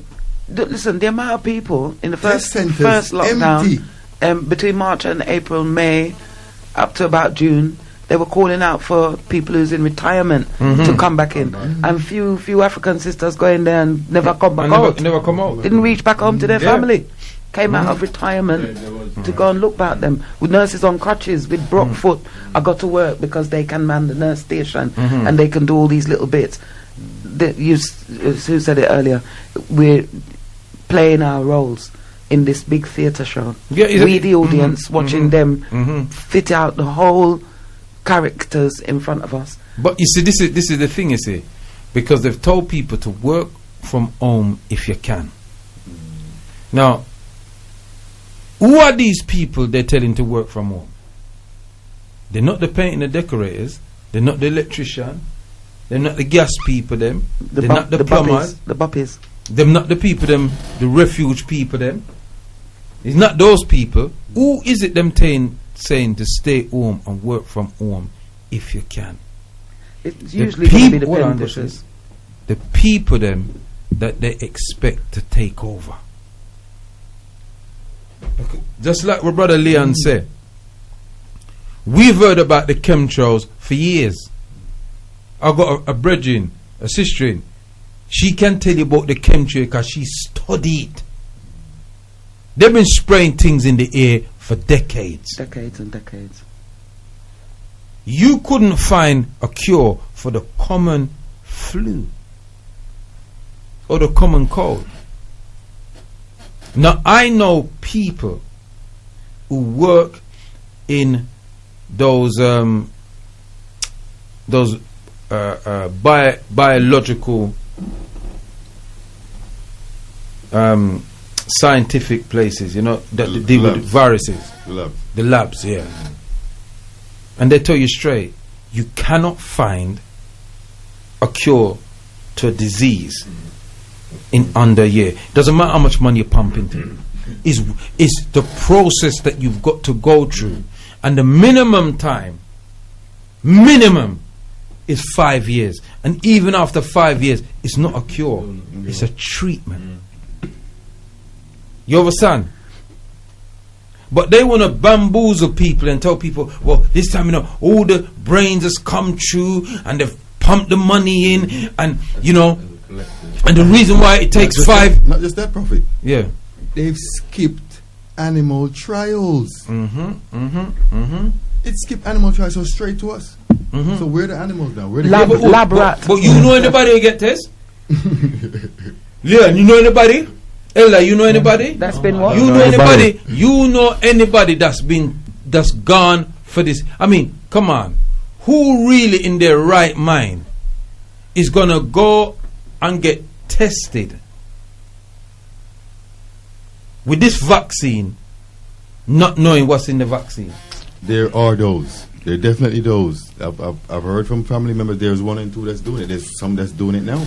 There's people who I called my sister in the afternoon. No, I'm just in the doctors. I can't talk to you at the moment. I'm just getting my flu jab.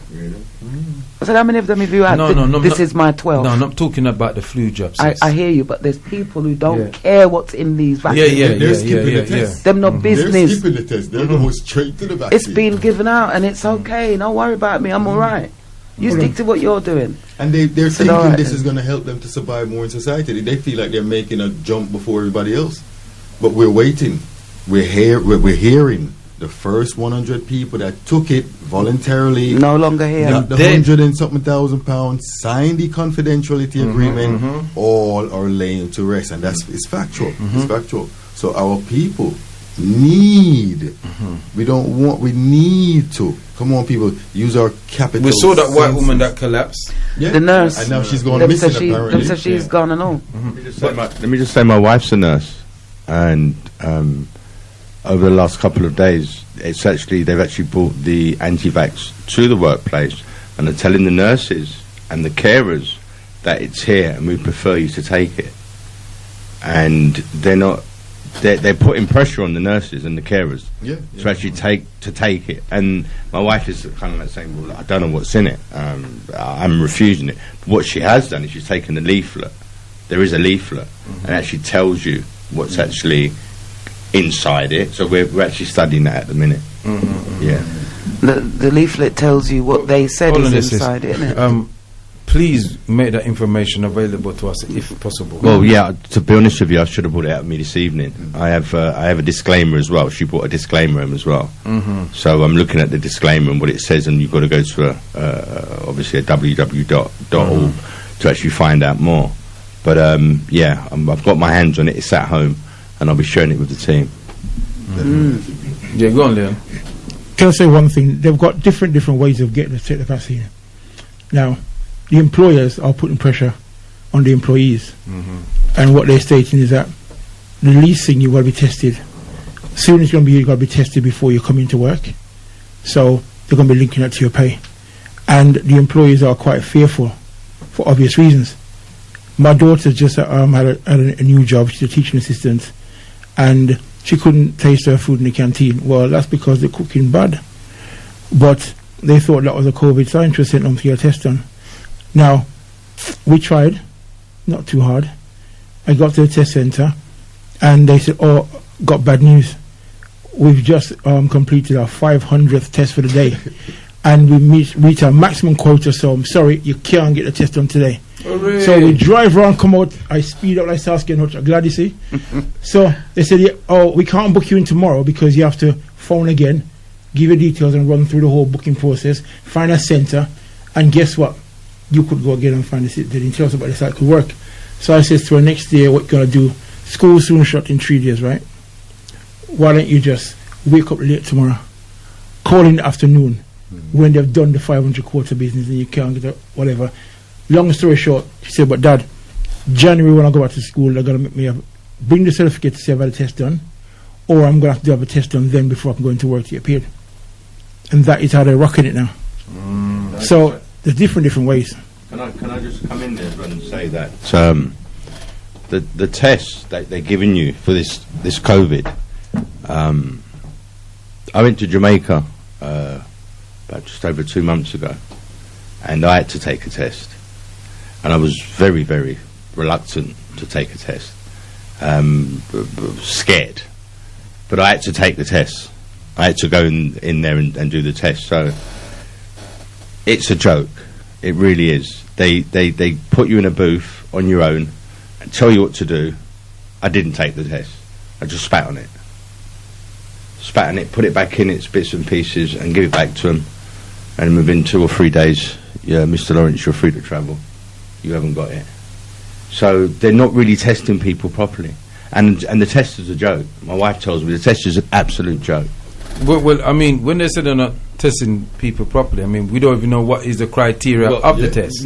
What is supposed to be the correct criteria of the test? And it depends on where you go to get tested. Yeah, I actually thought that when you was having the test, they would actually do it to you. Well, for you. There's some places that they're doing it now, literally holding. But everybody that I've known who works as a nurse or a carer has actually had the test. They've all done it themselves. I mean, my wife had to do it, and she went in the bathroom and walked out. So there you go. Well, I'll tell you what. Let me throw something else in the mix. Last week Sunday, I was listening to that guy Majid Nawaz on LBC. Don't listen to him that often. But what was interesting about his show is the statistics that he came out with.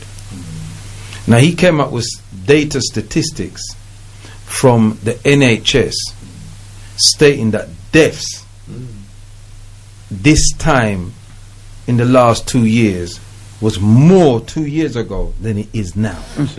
In a so-called, as my brother said, scamdemic. Thank you. No. He said he brought this up. Now I don't know if I'm gonna keep him job. Yeah. But what he did, he was quoting from the NHS site, saying that deaths are down this time. Not specific deaths, which include everything, is down. You understand me? But they're hyping up the numbers. But they hyping up the numbers. And everybody's dying of and COVID. every time you turn on the television, all you hear about is COVID. So they know about that psychotherapy. That, as you said earlier, D-Carbon, every time you repeat something, afterward people start to believe it. You know, I was in a shop a couple months back, and a black woman was next to me. She had a mask on, and I coughed, and she run. Yeah. Lucky you come. Run, Aya. Scared. So now, if people, this is what they, but And you see, they're looking at carbon melanated people. Yes, and the thing about is this, is that people don't realize how they're being played.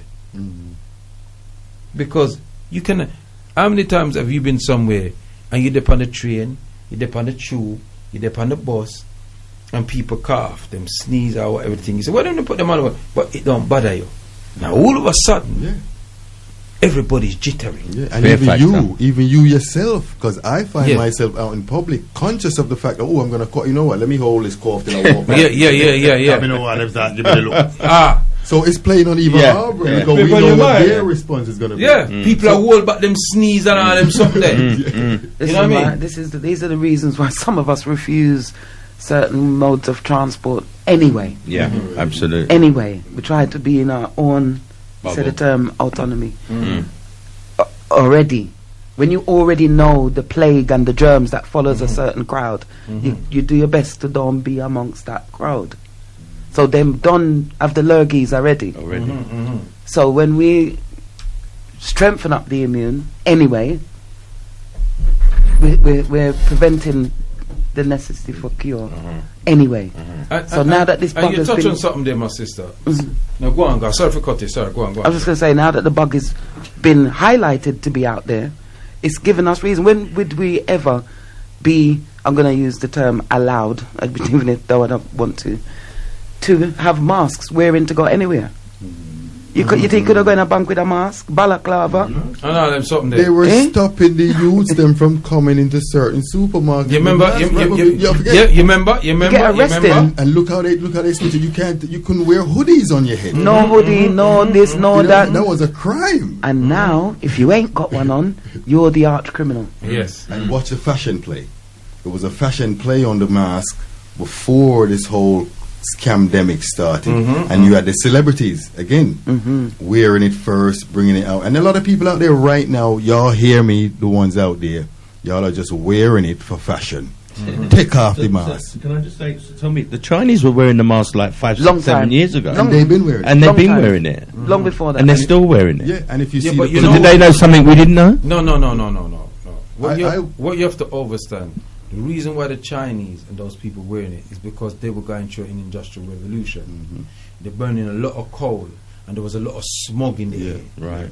Yeah, so people couldn't breathe. So it was there. But are you talking about in China? In China, because I've seen them wear it over here. Okay, so but even before, long time. And I worked in the airport for 8 years at Heathrow, and it was because I asked because I always see it as these people are coming into the country and they thinking we're nasty. I asked one of the guides, and she told me, she explained, they wear it because they might have a cold or a flu, and what they're doing is protecting people from catching the so that's why they were probably the ones that got the joke and got sent out to see how many they could touch.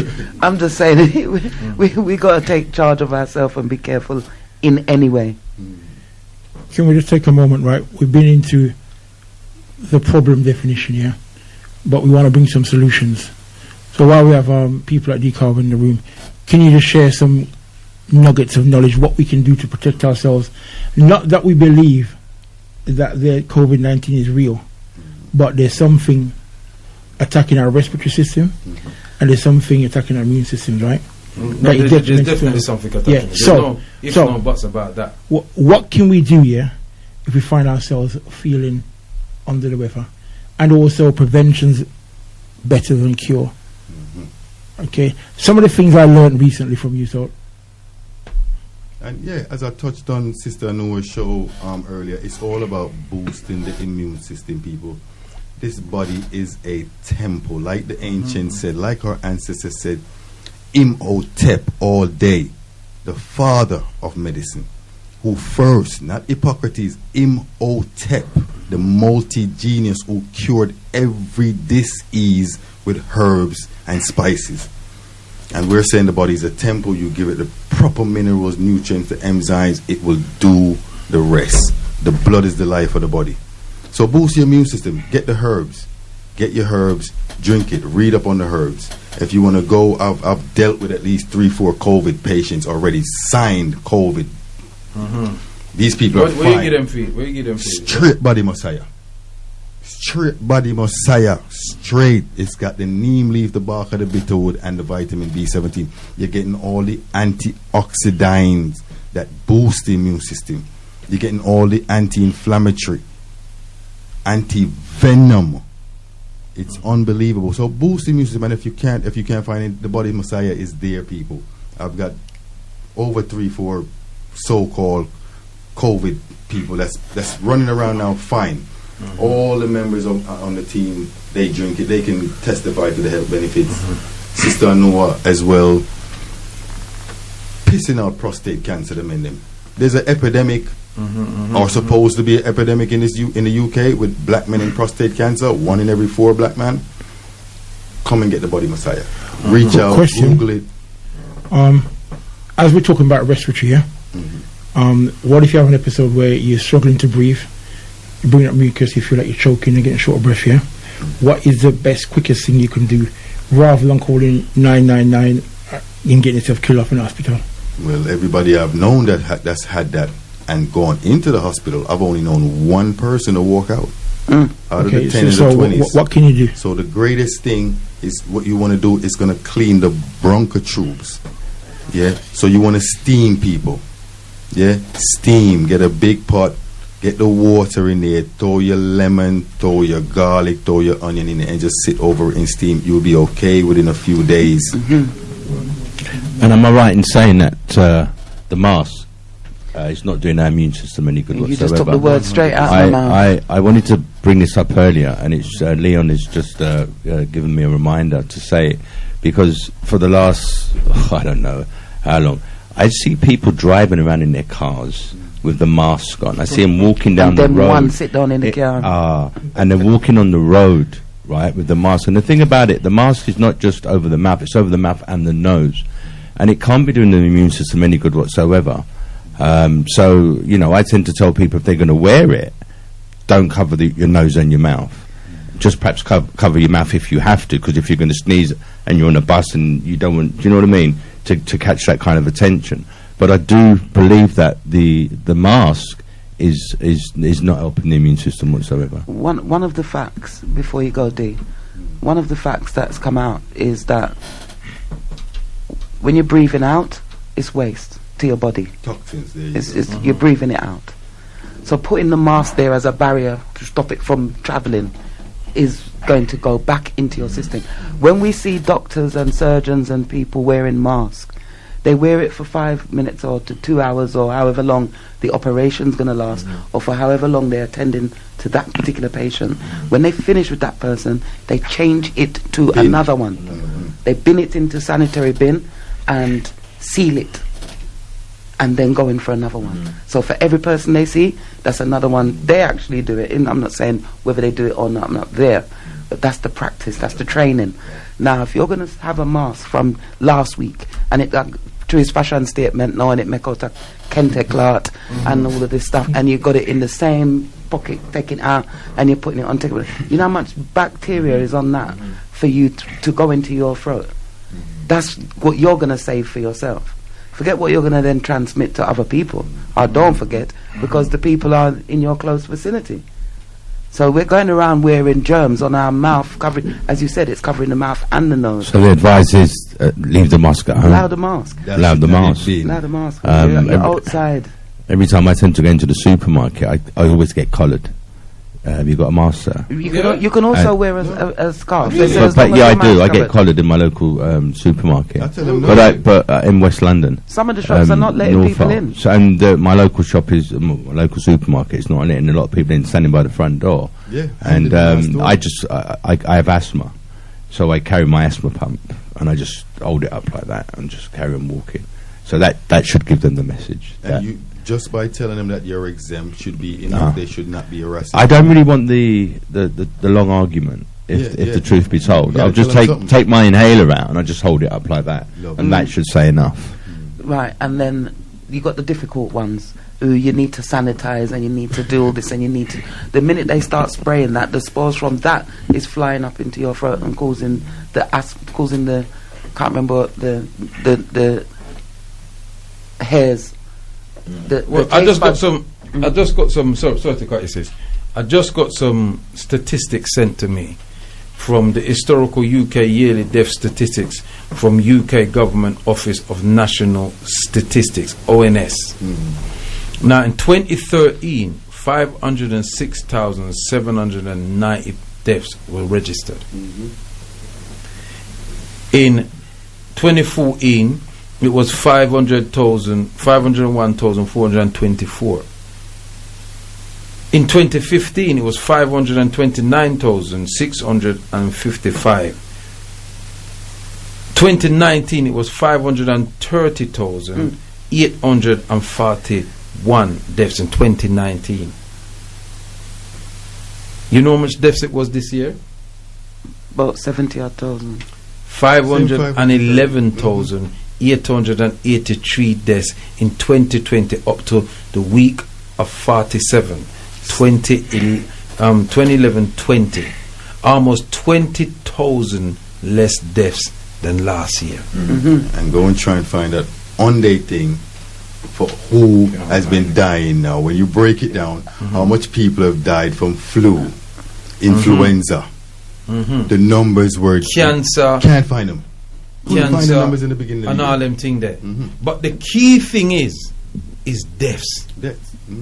Now, the way them talking about shut down this and that, and the hospital is in, and they got all these actors that's phoning up the station.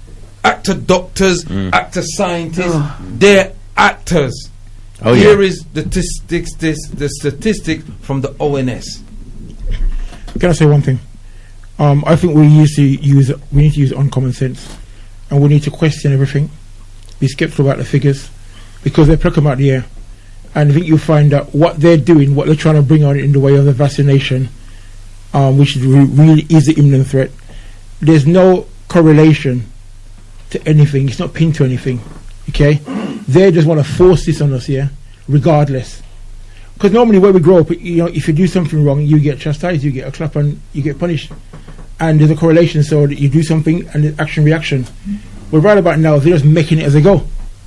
So, and they're spewing venom and figures, right? When you listen to Matt Anthony's cocker, he just figures. They don't mean anything, and they just regurgitate and going over and over in a loop. So, what we need to do is take a step back and think, well, does this make any sense? And if you look at the businesses that are surviving and opening, the government businesses, the police, the hospital, the education system, anything that's owned by the banks and also the financial institution, all those things, the stock market is still trading. Sport brings in a lot of revenue, so sport's still being played. We don't see social distancing in football or rugby. Okay? Don't worry about the fans that are out to watch. It's the players on the pitch. You've got 22 men kicking a ball around and all the management team, all the rest of it, hugging up and kissing up on the pitch if it's going to score a goal.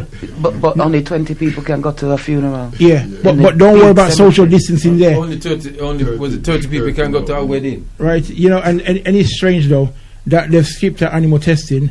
Now the animals are watching the humans and worrying if it's safe for them. They've totally flipped it round, So they're switching things round, First of all, it was us. fretting about the animals, saying, "Oh, the poor animals, and we don't want the animal test because the animals." But me not saying that the animal come out to protect we. The animals are thinking, let's see if it's tested on humans, if it works first, and then maybe we will have a go. But just before we move on, we left the steaming, and I wanted to give you a couple of nuggets which I was recommended by one of our people, that if you're struggling to breathe, you can do just steam, you can do orange peel. I would recommend methylated crystals, and they're absolutely brilliant. I think every home should have it. Go to the chemist, it costs like £3. You put that in the water, clears the silences, clear. However, I must say I was warned not to overdo it. Just put 1 or 2 crystals, because it's very powerful. But you know, we're Jamaican, we have to go in. So we just put a capful here, and nearly did. Cleared everything too quick, right? And you had to stop. So really, but I just want to give something to help. So if you can't breathe in your panic here, methylated crystals. Yeah, methylated crystals. My mum said if you can't eat it, don't use it. I don't want to knock it. If you cannot put it in your temple, don't use it on your outside. Orange peel works. Take the orange There peel. are many things that will work, yeah. Use the vitamin but C. you need to understand, because a lot of people don't know about steaming. So Can I interject there, Leon? But the show's nearly finished in it. But anyway, no better come after me. So yes, you have. Brother Construction is in tonight, 12 till the morning. Oh, well, Brother Construction, my bully tonight, you know. I'll take off half 5. From there till all hours of morning. Me never know, nobody never tell me. Yeah? Ouch. Yeah, so anyway, and it's something I deal with right here that is serious. So can I say before you say? As to add to the solutions, mind over matter. There you go. Is the biggest one. There you go. My dad used to say, if you ignore a fool, they'll go away. You don't put no mind to it. Don't give it no power like that. No, it's true. I hear that. And don't get me wrong. I adhere to that philosophy to a point. But there is science. Yeah. And science is there for a reason. You understand me? See, one thing, me know no mysticism. It's not mysticism. No, hold on, it's sis. higher science. Yeah, it is higher science, yeah. But enough of our people is not at the higher science They level. have to be on Well, that this is level. why we're here to show and share. You understand me? And that higher science, you know, in the ancient Kemetic philosophy, you have to be in the mystery system for 40 years of study before you know anything, before you start to know. No, you know, after 40 years, you just start know something. You understand me I say? So, me not tell people them there's something there. No disrespect to you, my queen. Yeah? And I respect you all the while. But some of us are not there. We're not at that. And I'm not going to tell people that. You understand me I say? If your foot broke, go get it set. The mind over body things not gonna put the foot straight. You understand me I say? The mind over body things is for people who is at that level. Well, that's the A level to begin to strive for. Yeah. Once you're not there, you hear it, it sounds you. good, listen more. Stay in the listening family, balance and order on Thursdays. And it works in combination with whatever you're going to take physically as well to heal that disease. The herbs is there for us. There's been studies. Use the mind right away, because most of these pills that they've given most of our people, we're finding out they're water pills, sugar pills, and it's playing on the consciousness. So the people, once they realize, they set their brain start thinking, oh, I'm going to get healed because I'm taking a pill. It's a sugar pill. Had no healing property. Can I just say apologies? So use it together. Start if you feel the disease, tell yourself, if it's a broken limb, use it to keep the pain away. But then you know you have to go set it. If it's a disease with something else that you're feeling some other kind of pain, use the mind as well as using the natural herbs. Yeah, but the people them have to be trained to use the mind. Yeah. Using the mind is not an easy thing when you don't know how to do it. When the woman's daughter got run over by the bus, it was her mind and her soul lift up that and take up that bus off her daughter. Right away. Yeah, and I've seen those kind of behaviors in a moment where it's necessary. Not a training, never gone. It's instinctiveness. Happened to it's me. That sense of Happened to me. I got burnt in a car accident, and I jumped over a car. I was scared. I was on fire. and I jumped over the bonnet of a car. Ask me how I done it. I, to this day, I couldn't tell you. Mine, Instinct. scared, wanted to get away. Yeah, but you see, that was in a moment of. And we have the moments, beloved. We have the moments. That was in a moment. I don't know where that power came from. We have them powers in us. One second. That was in a moment of importance or stress or high. What's it name? But Science. it is the ability to hone that thing The that you powers. did, so that you can release it and use it at will. Anytime you are. Yes. You understand what I'm saying? It was the one. fear. I was scared. Didn't have Yeah. anywhere else to go. Yeah. Wanted to get away. But if you wanted to do that again, Thinking about even it. if you tried to Think- fear yourself, you wouldn't be able to do No, that again. not at all. So the point I'm trying to make, that there is something that's innate in us through meditation and them something there.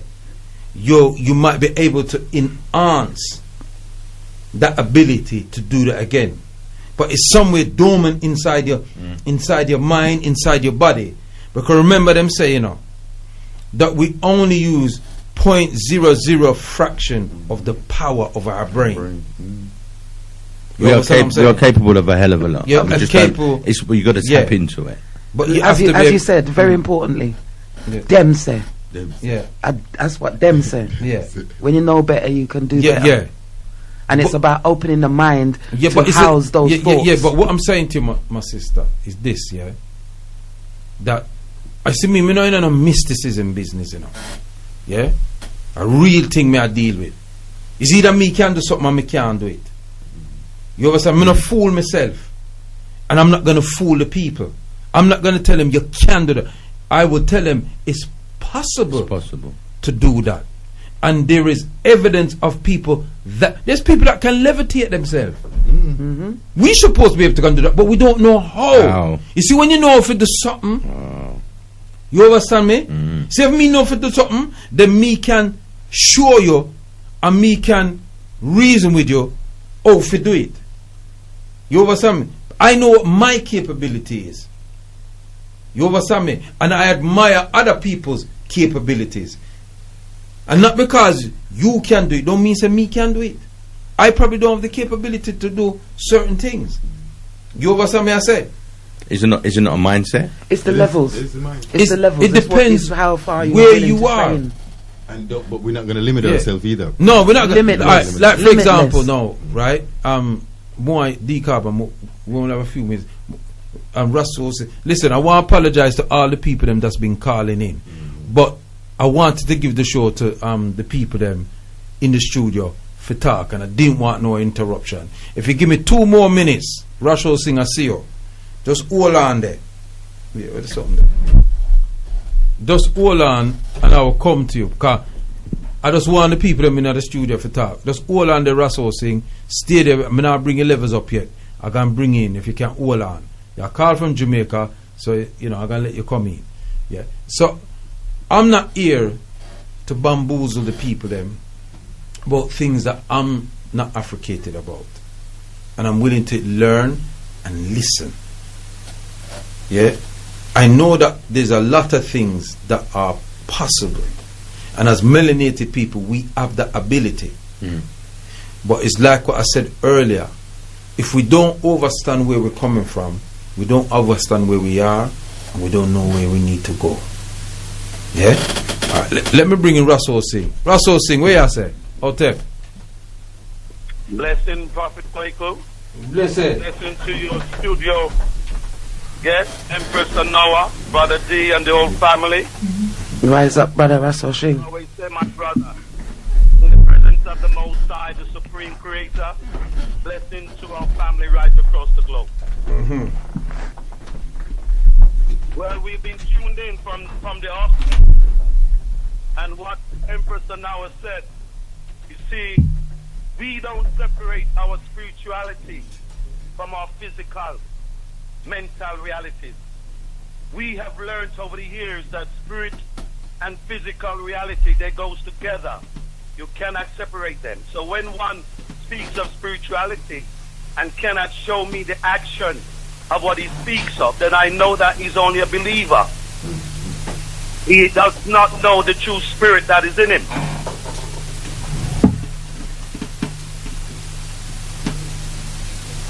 So as one, my brother, we're fully on board. As you know, we here in Jamaica on the 27th, we are now gathering our people, all our warriors that are in Trench Town, all those in the agriculture industry. We're inviting them, the Ethiopian Orthodox Teahido, and it's all about unity and economical empowerment. That is what we are vibrating. And I heard the brother saying, remember, in the 2012 calendar which Ethiopia has maintained, our calendar starts from 11th of September 2019 to the 11th of September 2020. So it wasn't a coincidence for a brother to get certain vision and our sister to start, because there's certain energy. The laws of the universe has declared already. So we are only fulfilling what is ordained to be, and it's not being this, going to any hallucination. This is a physical manifestation of the universal order that we must come together, and it is happening because we now have flights from Nigeria into Jamaica, and we have Sierra Leone, Ghana, and Ethiopia that is fully on board. They've already signed the MOU over 10 years ago. So, everything is coming together as what we said. We all coming together and we are working it out because we can work it out. Well, give thanks, brother Russell Singh, for that. I hear what you're saying, and I don't want people to misconstrue what I'm saying. I know where I am at spiritually. I know where I am at culturally. But in and around circumference, radius, hectagon, triangle, parallelogram strand, that a lot of our people are not there. And if you want to bring them along, you have to affricate them little by little by little. You cannot give them things that them can't comprehend straight away. I'm not of that ilk. And as somebody that is studied ancient Cometian philosophy, and I'm not versed in it, but I've done quite extensive research. I know people were held at certain levels, and it's after 40 years in a studying under the Ipete Isut and all them something there, that you come out, and you have to do it for 40 years. You understand me? And they didn't separate philosophy from astronomy, biology from chemistry, chemistry from astrology. It was all one. It was the Greeks that separated those things. Mathematics wasn't separated from physics. Physics wasn't separated from architecture or irrigation. So when I want to come out of that system there, they know the philosophical parts of everything. But it took you 40 years. You understand me? So what you know, or what I know, in the 50 years or the 60 odd years that you've been on earth, somebody might come and can still give you knowledge of certain things because they go and study a particular field. But when it comes to life and wisdom, is where you live and go through. You understand? So I can only give somebody information on what me feel me know, but me could all wrong still, because you're ever learning. Elder Herakuti says that when he's a child in learning, and as much as he's going up the stairs and feel like him there at the top, other people may look at him and say, yes, Elder, reach him. Said no, because when you reach the top and push the door, there's another set of stairs, and there'll always be another set of stairs. Whatever there is, there's always more. So yes, it's what we learn to share amongst ourselves and each other, because we choose to learn. We open ourselves to accept what we see and hear. We may not accept it and say, yeah, it goes so, without first putting it through the questions and the already programmed minds that were programmed coming up out of the Martha. But when we have connected ourselves to ourselves, you begin to know, as you said, you begin to know. And we haven't got those schooling systems at will to go and be in practice of what you have been saying. So we've been going out there and catching a bit of this and a bit of that and study some of that. We might come across that book, and we might come across that book. We might have met certain great elders such as Dr. Heinrich Clark. We go along and we meet these people. Look at Professor Sally. And the few jewels what that man came and gave us, we've expanded the knowledge on it. Usain Bolt come into my mind when you were talking. The fastest man. He came into my mind as well. All right then. But there's a reason why I didn't want to use it.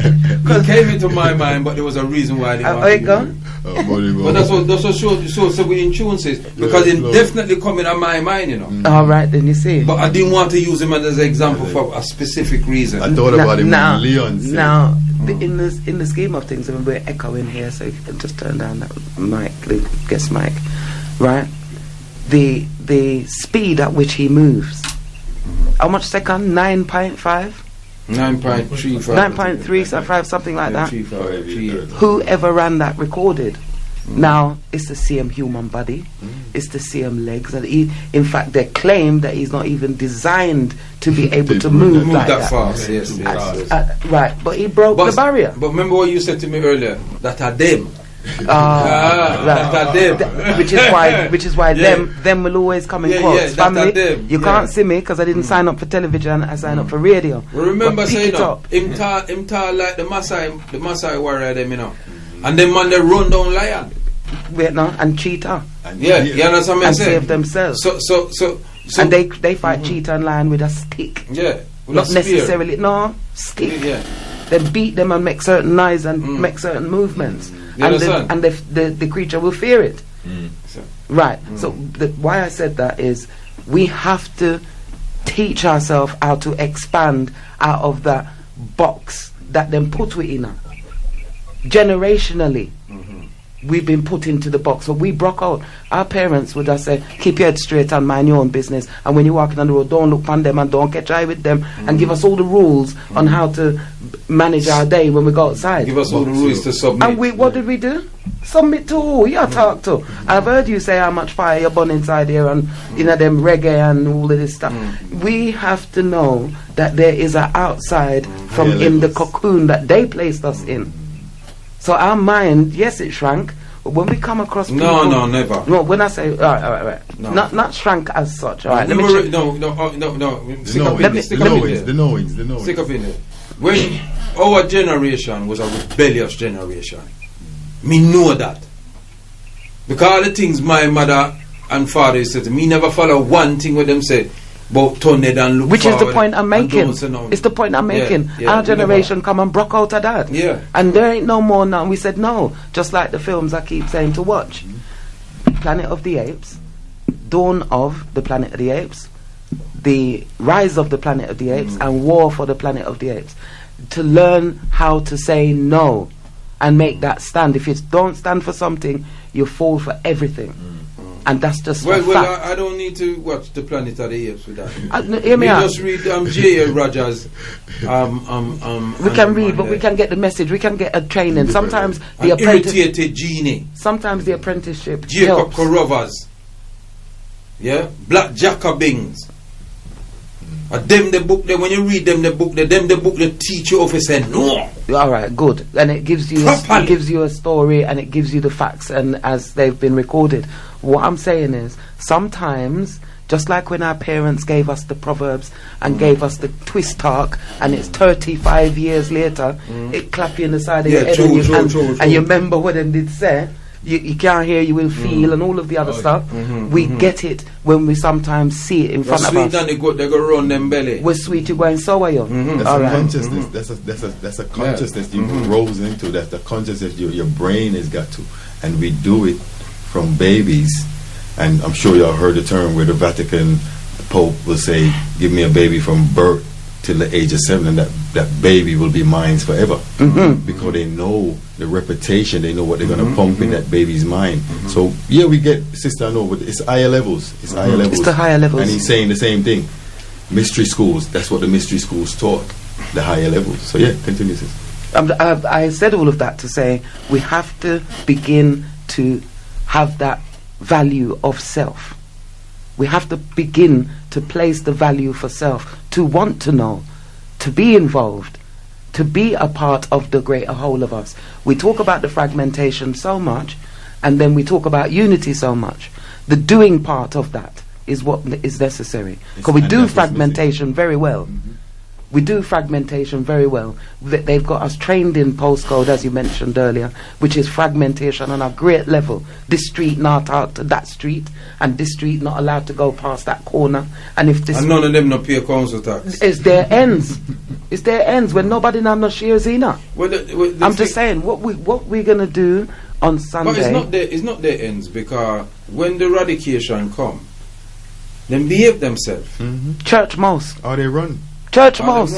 It's only certain occasion where a whole muscle devout and thing you find say them rebel. Well, like you said, we're rebellious ones, and generationally we kept that, and then it busted out. It busted out mainly for us in the 70s with all the uprisings, 60s and 70s. It busted out, and then they bought us out with the fundings from the different government quangos that came out and said, have this and have that and have that, and let's monitor this and let's monitor that. You report to us once a month, tell us how you're getting on, and then before you know it, them lock down that, and then the service comes popping up in the council, and then you have to go and now pay if you go use the service, what you've become so accustomed to. So your life pattern changes.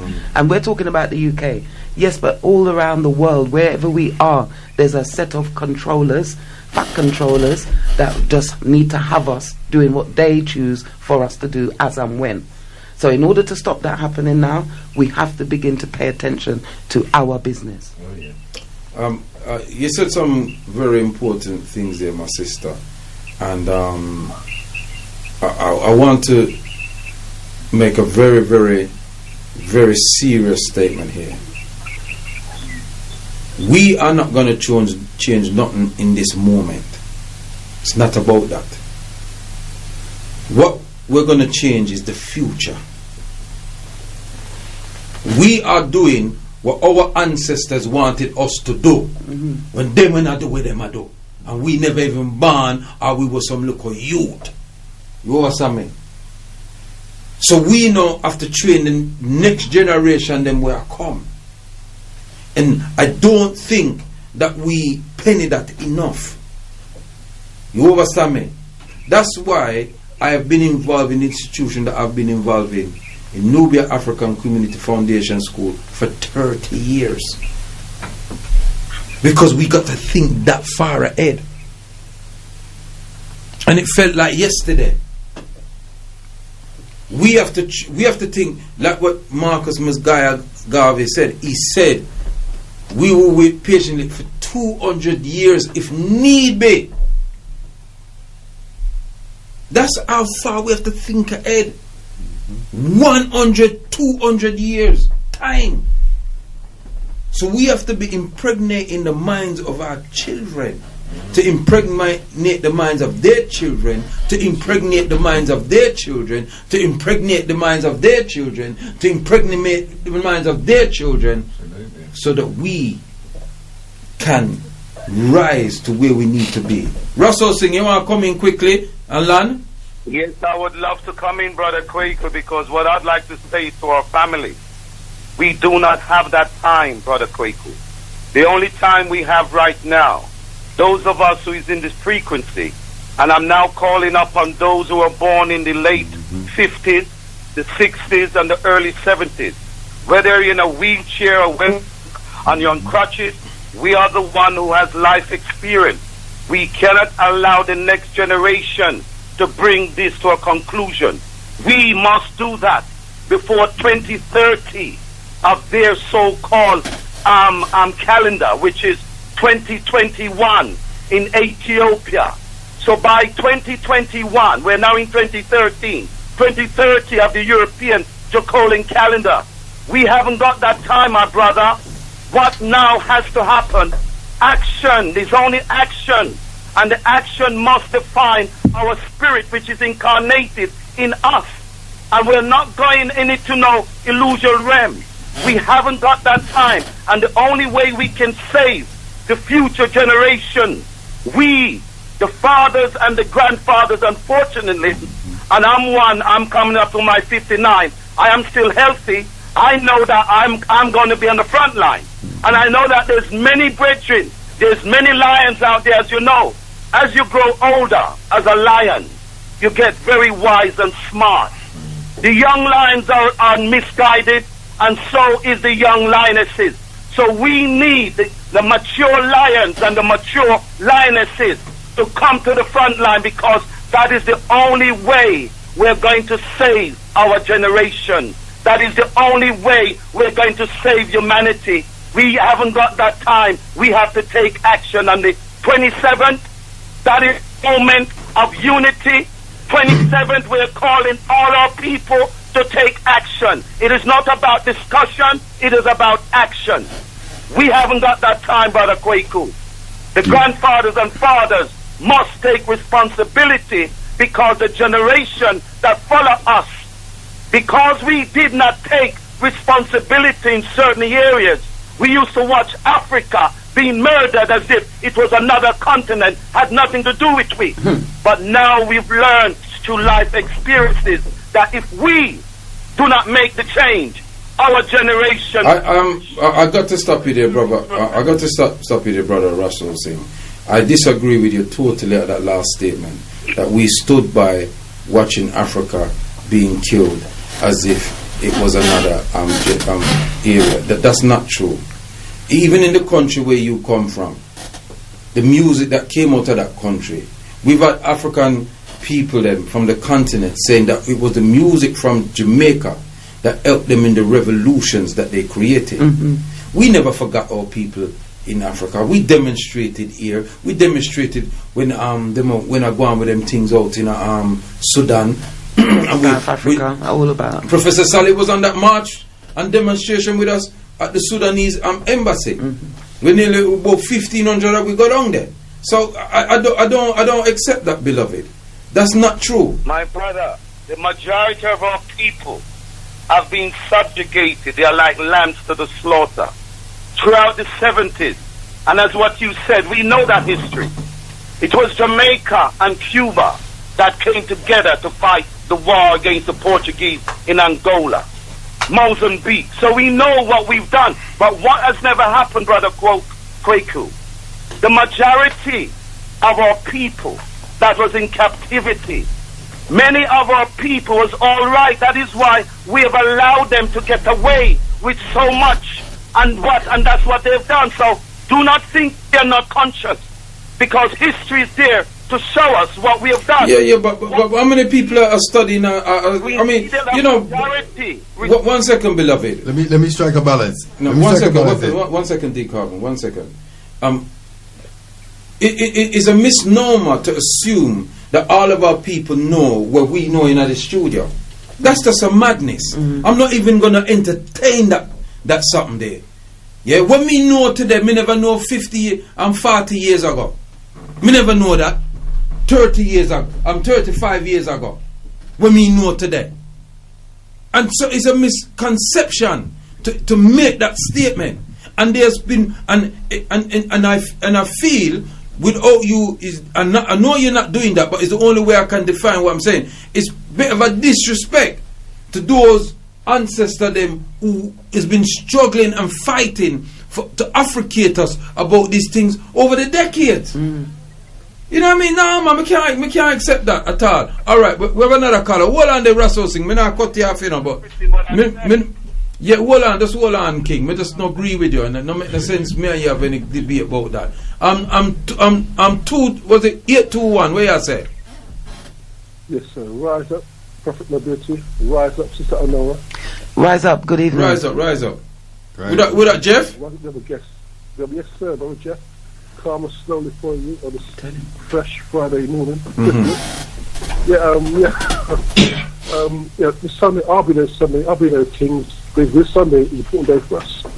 We gather together for a solution to this problem that we've got before us. I'll be there this Sunday.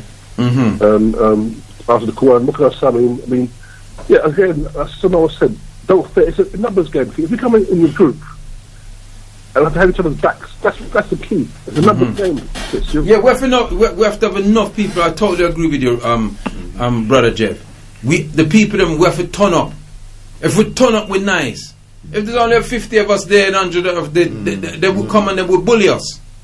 Make no means about that. But we will stand firm still. Yeah. And in saying that, before I forget, I want to call out and send a shout out again to the Warriors that are coming down from Manchester. 9, and the Warriors that are coming down from Birmingham. Yeah, we Nottingham people. We don't want to tell people where people are come from. We don't want. It's going to be all of us. We need all of us. We need every single. Yeah, but we don't want forearm the enemy. The enemy nothing know where them are come from. Yeah, we don't want forearm the enemy, man. Listen to what we have said right now. Just know, so you have to get up and stand up and come out for the 27th. We got to be evasive. We got to be evasive. They're being evasive in our face, telling us what they're going to do, what they want to do, and they're doing it blatantly. There's no hiding from this now, people. There's no hiding. There's no locking up, and it's happening. Brother Naya, what you want to say? Altep, Russell. Altep. Okay, Kwaku. Thank you. Yes. Yeah, your contribution, beloved. Yes, Russ. Yes, King. I wanted to say there's 2 things. The first thing is that your jingles is very fantastic, and I want to big up Tipper. I want to Tipper, Irie. Yeah, see. You know, see? Yeah, man. Tipper the greatest man, one of the greatest MC in this country. So, the latest the Lovers Rock. What's that brother name? Oh, Michael Garden. Yeah, it's a fantastic tune. But Naya, keep it on what we are dealing with. Yeah, because everybody that call them comment on what's happening on the 27th. Russell Singh is in Jamaica. Them are going to do a Umoja Day down there in a trench town and them things there. So them are going to deal. In fact, I'm going to bring Russell Singh back in a minute for him to tell us what is going to be the order of the day that day. And then brother D Carbon will tell us the order of the day over here. So we'll be working in unison as a collective. Even though we agree and we can disagree, but we disagree respectfully. And that's the key. I want to ask you advice though. Yeah, well, ask it quick, no man. Ask it quick because construction in the house and him soon want to come bust some tune. Yeah. Okay, about the sisters, yeah. There was a sister and she's packing her bags, and she's from Eritrea.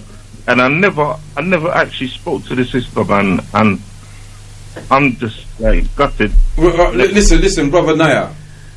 Right? We have people who give counselling. If that, look, just make we know and we can't look. I just want to keep the show on the vibes of where I deal with. Yeah. You're a married man. You're a It don't matter if me is a married man. That's got nothing to do with it. If you have that issue, I can't be counseling you live and here about your private life and them things. Well, a liberation we deal with now. I can't deal with that right now. Yeah, I want to know. You come down Sunday. Let me tell you something. All right, brother Naya. So people forgive me. I'm not dealing with brother Naya rudely. But obviously, brother and I have issues, and we can't deal with them to something right now. You know what I mean? We know how you deal with them something right now. A revolution we have to talk about, yata. Russell Singh. My brother Kwaku. Yeah. Can you tell us what the day is going to be like on the 27th in Jamaica? Well, what is the program for the day? Because it also commemorates Abba Mandefra Abuna Hishak that was sent by His Imperial Majesty to establish our Ethiopian Orthodox Tehido. So it also commemorates with his energy, because it was on the 29th of December he ascended and gave instruction for his body to be remain here in that 89 Maxfield Avenue at the Holy Trinity ground. So on the 27th, what we are doing, we are calling on all our community leaders, our leaders in Trenchtown, the ones who are now developing Trenchtown. We're calling on our farmers, the one that is now going to define our industry, our scientists, our politicians. So we've called them on for one reality, and it's all about unity and our economy. That is what we are calling our people. So what time does it start? What time does it start out there? It starts at 8:30 a.m., which is 2:30 p.m. in the UK. I'm hoping that Brother D and Sister Trisha will send us the a Zoom link so that we can at least show you what is happening at 89 Maxwell Avenue, and whilst we also see what is happening up there in England, because as you know, the news that is coming out here in Jamaica is that the whole of England is locked down. There's a big pandemic of more deaths. There's a new strain that is coming on. So there's only fear that we're hearing down here. We're not hearing none of what I know that is happening. So the whole media is doing the same thing here in Jamaica, my brother. Wait, I tell you what you need to do as our embassy in Jamaica. You have to spread out Galaxy name out there, make them just tune in. Well, my brother, a lot of ones is tuning in, as you know, not only to Galaxy, but all of the media platforms that is being fully vocal towards the real reality of what's happening right across the region. So it is going on, my brother. If you listen to the people, you can fool some of the people some of the time, but you can't fool all the people all the time. And as you know, Jamaica has so many families abroad that we are getting information, but the media is misinforming the majority and still putting them in fear, as you know. Well, let me say to the people of Jamaica who's listening that yes, there is a form of lockdown here, but people still moving readily about freely and them thing there. Yes, they are arresting people and doing that type of, but it's not on the level that they would want you to believe that. You understand me? So don't make the Jamaican government fool. You need to get out in the sun. When you're lucky, you have it. We not out here. Yeah? You don't have it in abundance. Yeah? And I make the people them fooling up. And don't wear this wearing of the mask outside is one of the craziest things I've ever heard. Yeah? You don't need to wear a mask outside. You need to breathe oxygen. Especially in Jamaica. You understand? Especially in a place that's like that. Come on, people. Don't make people them take on a ton idiot. Yeah? Brother Kwaku, just like how it's happening in England and all over, if the people who are miseducated, already in fear already, both spiritually, because they're all in their religion, all of them go to church and Saturday and Sunday, but they're in fear. And it's one thing I know. Well, the religion teach them fear, innit? It's a fear of God. No fear. And what is happening in Jamaica, you have people driving around in their car, in their masks. You have people walking on the open street with no one around them, right, wearing masks. Yeah, but they don't know they're undermining their own health. Yeah, Russell Singh. In red because of lots of lack of oxygen. Yeah, Russell Singh. The eyes is starting turning red as if they're smoking ganja. Russell Singh. Sometimes when you're let off, you hear when people are trying to call to you, well on there. But the thing about it, Russell Singh, is this, yeah, is that we've seen footages on social media of the government officials, the police and them thing there, arresting people because them not wearing masks on the road. So what the people them for do? Them, when the people who supposed to be protecting them, I draw a gun from them, I drape them up in them trousers, I call them a boy and all them something there, yeah, and I fling them in a truck because them not. We did see them. There was a halfway tree. We did see them. I drape up the people them. You understand me? Absolutely, but as you heard earlier, and Brother Aston's show, because the people, remember, the majority of the people of Jamaica are self-employed. They're entrepreneurs. They are suffered because of the COVID. The majority of our families suffering. So what is happening? The people are forcefully now going to come out against what is happening because their family is starving. So there is going to be a reaction to this action. So no matter what Andrew Onis is telling them, the fact of the matter is Jamaica economy, the majority of the poor people are suffering, and we're in dire strait at the moment. And as you know, when people are starving and hungry, and the government hasn't got no bailout system, they look at $10,000 that they gave to a few people. $10,000 can't do shit. It can't go to no food market with $10,000 and pay your rent. So you know what's going to happen, just as what we expect to happen all over the world. If the people themselves doesn't stand up against the system, then the system will control the people. It was the people who elected the government in order to run the system. All right, give that word on Russell Sim. Brother Carl Grant, come in. Yes, rise up Prophet, rise up Russell Singh, Brother D. Carbon, Empress Anwar, Brother Leon, and Brother Junior. Rise up. Greetings. Rise up, greetings. Yes, listening with great interest. Obviously, looking forward very much to Sunday. And just to add on to what you said earlier on, you know, if this vaccine was of anything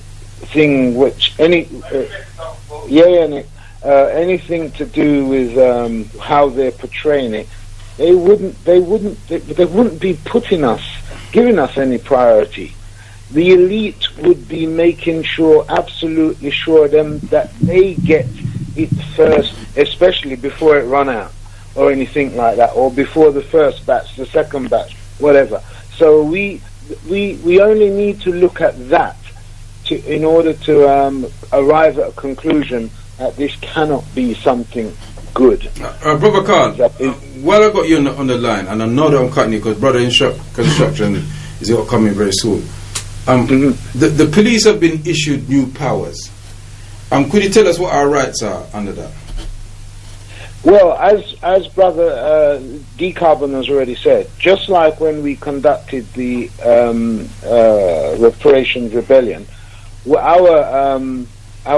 our gathering on Sunday is a rebellion. It's a lawful rebellion, and I mean, as you say, you probably haven't got much time now because Brother Construction is waiting. But we're doing it on that basis, and we're challenging. We'll use our position to challenge the authorities to say, look, you know, how can you tell us about this or tell us about that when, look, you've not, you know, we're gonna call up Clause 61 of the Magna Carta and Article 7 of the Human Rights Act. As a matter of fact, as I sit here, I've been writing a statement this evening, which the courts have asked me to provide them with a 10-page or a maximum of 10 pages in relation to what my argument is about Article 7. That's the courts have asked me for that, yeah? And I'm in the process of doing that now because we have the state over a barrel. It's only because we don't realize it. It's absolutely crucial for our people to come out on Sunday and stand in their own interest. This is on your doorstep, on each individual doorstep. And can I just quickly touch on, because I feel equally the same way as you know, those videos that we've seen on social media, and indeed the one you referred to with the young man being, listen, you know what's not been happening? And I don't agree that. I agree that the camera footage, those there taking, let them capture the evidence, because that's what was missing before. But I don't think anybody should think about getting involved, because that way they will use that as an excuse to kill the youngsters, our youngsters. Yeah, but what we can do, and what Campaign for Truth and Justice is going to be doing. By the way, Brother Delani has extended their office for us, so that we're going to occupy that space as an office, and we're going to be cases like that. That there is no question that was a false arrest. So we'll assist that young man or his family to take an action against the police. That's what's not been happening. they've just been arresting, forced arrest, and then it goes nowhere. Like what happened to the nurse Naomi Bennett, it goes nowhere. But we're gonna have to start bringing them do something similar to a woman on the bus in Bristol with the baby. Yeah, absolutely. But I tell you the truth, look, Carl, I agree with you. Don't get me wrong, my brother. But me have just me not shimfian, me the IRA. Yeah, that's what I say, because no man, me tell you God truth, Rasta. They're taking the piss, man. Seriously, no. They're taking the piss, man. And then when you're trying to speak to them civilly, they're quite arrogant towards you and quite, aggressive. You know what I mean? Let me forget some licking at them blouse and skirt. Me no business. And that's another. Yeah, I understand. Yeah. See the problem. The youth them need to just put it on them. If you go to jail for something. And that me I say, you can deal with apartheid. I hear you, me hear you. Right? But the man them take liberty, man. You know what I mean? The man them take liberty, man. You can't just angry with people them like that, man. You can't. No, tell me for calm down. That was. Listen. Like you said, they said that because he's known to associate with someone who carries knives, that's why they're checking him. They've searched him. They've not find no knife. They've not find nothing. Then okay, exactly. They don't find nothing. So okay, so let me go then. No, in that they're arresting him for obstruction. Obstruction of what? Of what? Do you know? And they never stopped him on obstruction in the first place. No. They police with consent in this country. And the only time a police officer can come in your way is if they have reasonable grounds of a crime being committed, or if you've called them. Those are the only two reasons. Brother Carl, listen to me. As a victim of the SOS law, exactly 43 years ago, I can't listen. I know what the law says. And we can all, well, not all of us, but man like you who's quite versed in it now because of your circumstances can quote chapter and verse. But when you go on the road, they not follow that. And of the entire system behind them. And what needs to happen every so often, we need for us mash up the place. And then when there's a public inquiry now into why the place get mashed up, and this and this is this and this and this and that, then you, the lawman, them can come and deal with certain things. I remember what happened just before the uprising in 1981. I know he was going to. I remember. I was 18 years old. Me just turned 18. I remember. Right? And I remember how the police them was behaving that winter. Or they was marching around in them 60s and them 12 and the new cross fire. That happened. You overstand me I say? I never got to the march, but I remember what was happening and the bullyism and the way they was pushing, even old woman them a push around, with them basket, You say we throw some licking at them reggae. They got the beating of them. At 3 days we control Brixton, 3 days, It was like the militia. Fire. Them a run like thief. Yeah. We make boy run like thief. And you see when that happened, the attitude months after was totally different. Change. It was that I was referring to when I was talking about the money they throw at situations. Yeah, that's what I say.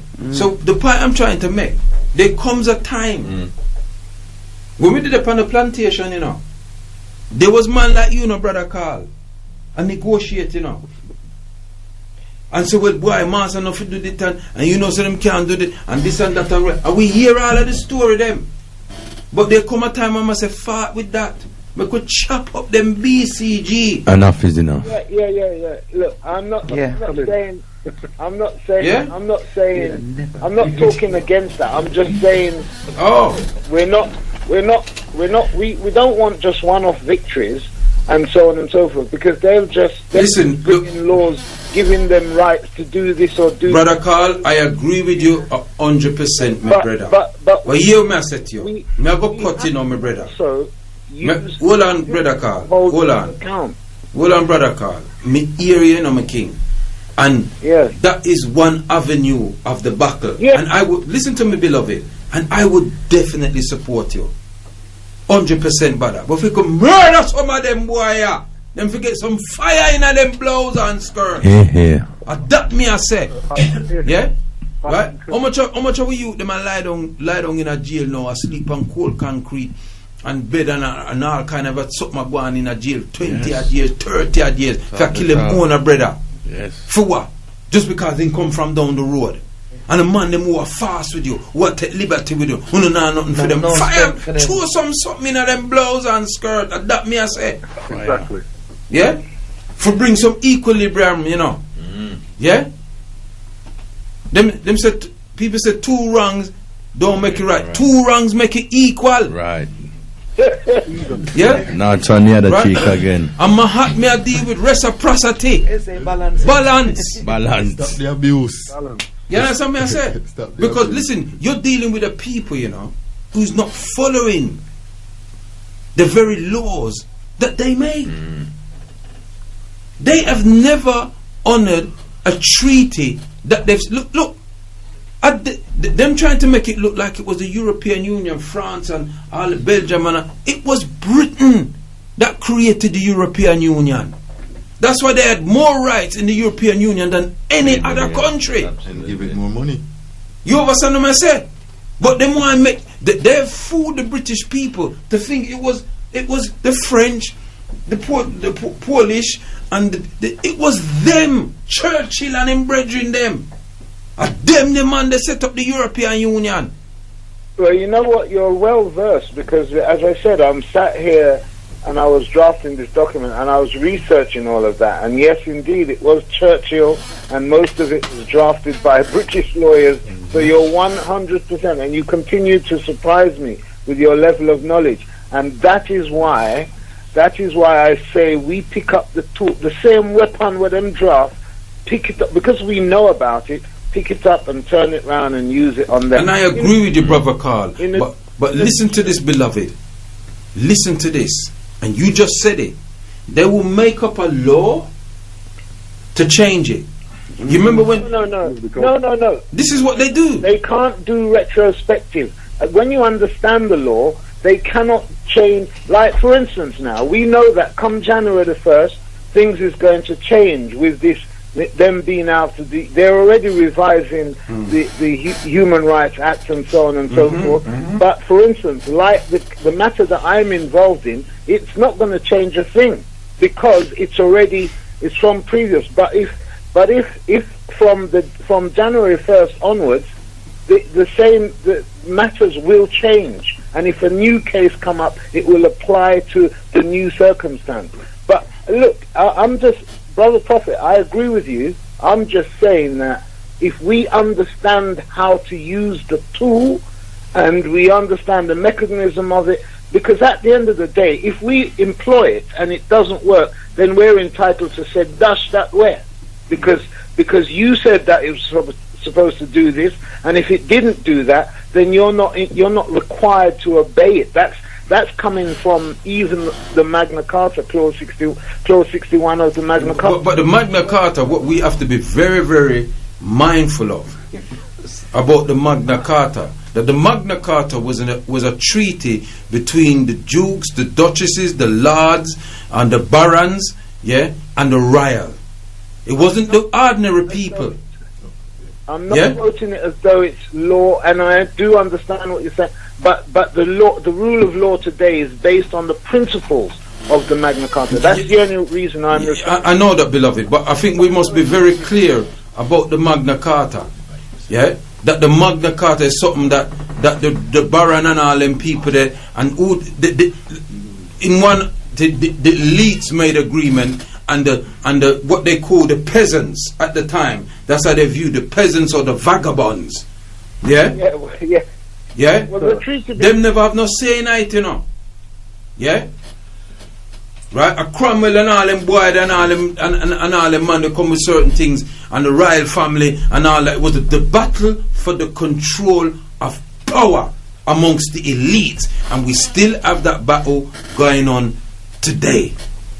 But as they say, as Frederick Douglass says, power concedes nothing without a demand.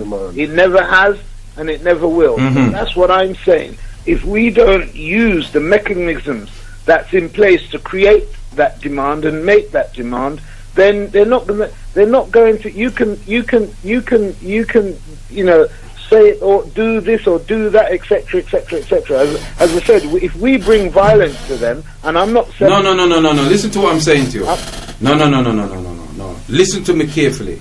If they violate, no, I'm not saying that we must bring violence to them, but I'm going to quote one of our most eminent prophets and king, Malcolm X. Malcolm X said, I'm non-violent with anybody that's non-violent with me. But I'm not non-violent with anybody that's violent with me. Straight. That is madness. Straight. That's a idiot thing. My mum said if they lick your double your fist and lick them back. I understand that. My mother said, if them lick me and me can't, them too big, take a chair and bust them head. What do you? And this is where we gotta find them at. This is where we gotta find them at. It's There the is gonna balance. be that time when we do have to rip some hearts out, and there is gonna be that time when we have to sit down and negotiate and say, okay, let's do this on that level, on that professional level. So the balance is gonna be needed. Balance is gonna be needed. We will not you cannot be separate going on the our bus warriors from our scholars. and drawing people out for the bus. Our women. And our women, and roughing up our women them with their children in front of us like you're boying us off. You're boying us. You're saying you lot can't do nothing. Let me tell you something and leave it to go out on social media, because you know what is that's sending in the consciousness of us. Straight. To fear them. And this is how they use Let me it. tell We you know from how now. they control it. Have you ever seen them angle a Muslim woman in a burqa like that? Have you ever seen them angle a Jewish woman like that? You will never see that. It's our fault. Never. Because let me tell you something from now. Man. Them man they will holla Akbar there and they will go to it. And they know that. Jihad. They All know day and that. night. But they can do what they want with our women and our mothers and our children. And we just stand there like some little pussy. And that's because they see the way that we're handling each other. It's open season on us. It's open season. Exactly. And we're too comfortable, like you said earlier. We're too comfortable. Yeah. We don't want to give up certain things. Complacency. And we're gonna listen. It's gonna happen. It's gonna happen. Brother Carl. The revolution worldwide, like Brother Russ O'Shane is saying, is gonna. I'll predict it right here on Galaxy today. There will be a world revolution. It's gonna be amongst carbon melanated people against this beast. It will. People are waking up, and there's but so much. You can't have them something that go on, and man. We're the And elders. we can't preach them little ton the other cheap business. Aya. Me done with that aya. Prophet Kwaku. Prophet Kwaku. Yeah, go on through Russell Singh. Hold on, we have another caller up on the line, but go on through Russell Singh and let me bring in the other caller. Go on. The 27th is when good come together to overcome evil. That is how it is. If you just think it's just Jamaica here, all the members of the Ethiopian Orthodox Tehido, all the way through Ethiopia, all the way through the Western Hemisphere, all our members will all be in a one frequency on the 27th. I also know that the Nation of Islam is with us. I also know that many of our brothers and sisters in Africa is all engaged with us, because the 27th is when we, the people that has the covenant with the Most High, we now have to stand up for the basic human rights, not just nation right, but for the basic human rights which is now being threatened. It's no longer a world government. What you now have is the rich of every nation has come together, which means that you have no laws of man. The sovereign rulers are no longer rulers. It is a one world order. Hold it there, Russell Singh. Russell Singh, hold it there. This is what we're confronted with. Russell Singh, hold it there. Good. Give thanks to that. Hold on. Blacknificent, your time. Voodoo Mai. Oh, voodoo. Yes, voodoo, Dr. Abu. You know, Prophet, when we start to look through our own lens, then we will solve our problem. We can't solve our problem by looking in through the kidnapper lens. You understand? We can't walk around and say Merry Christmas and expect some rotted will lick from them, because we are idiots. You understand? That's true. You know, That's true. We can't walk around and talk about silence night when there's a terror we are going through tonight. Over the blown is look, them a plan to vaccinate us, annihilate us, and we are queue up for friggin' Turkey. How the blows that around idiot blood. You know, that's true. Belly politics.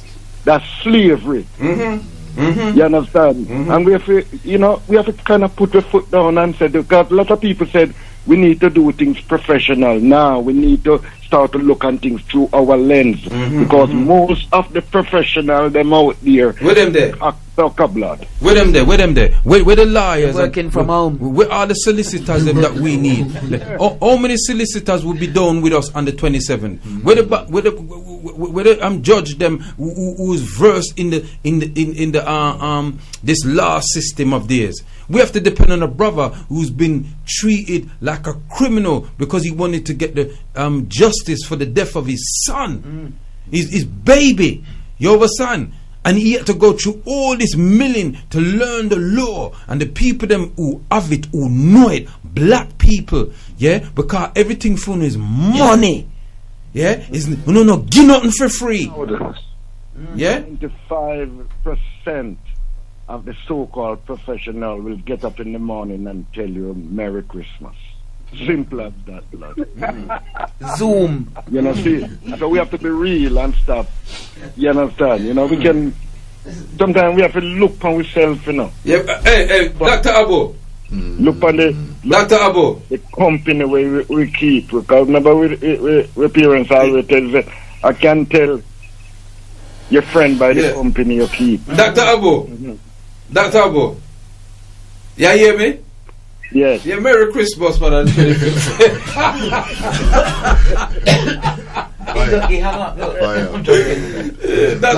Abu, the history books is gonna show. Yeah. The history books will show. We might be in it now, and people don't realize, but we're playing our role. You know, today is the day of Asa, isn't it? And the day of Asa, you know. That celebration, what them celebrating, with them don't realize them celebrating Asa, the risen one, you know. Eru, you know. Eru. You understand me? I say. So them don't, as Elder Erikuti I say, them don't know that them don't know that them don't know that them don't know that them don't know. So that's why the like-minded ones, the ones on that level, need to move. You have a woman at your home right now. You know, if you go in at the bed and call a different name, you're in trouble, ain't it? Oh, you mean? And we get up every day. I call upon these things, them. I don't know, so we are put ourselves in trouble because we don't know where we are called upon, blood. Truly. Curse. You understand? You know, but it's good vibes. Good vibes, blood. You know, because we have to be on the watch. You know. Well. Let me just say to the people, them doctor, that you will be one of the speakers down there on Sunday. You know, giving a solidarity, a peaceful message, and we are coming in peace. You understand me? It's peace we are coming in with our own people. You can't tell we say we can't go nowhere. Yeah? We are down there to support the young people then. You understand? Yes, Art love Dr. Aboud. Art love, that's what it's going to need. Because the media have them on a kind of onslaught, and some of us have followed the media. You know, see it, and have battered down with young people, and our young people have never start the problem, then come see it. You know, see it. When they start to blame someone for something where they do, we're going crazy, blood. We're going crazy. Well, you see, there's a whole generation that spent too too much time. We spent a bit too much time raving. That's what happened with our generation. And dancing as well. And dancing. We spent a bit.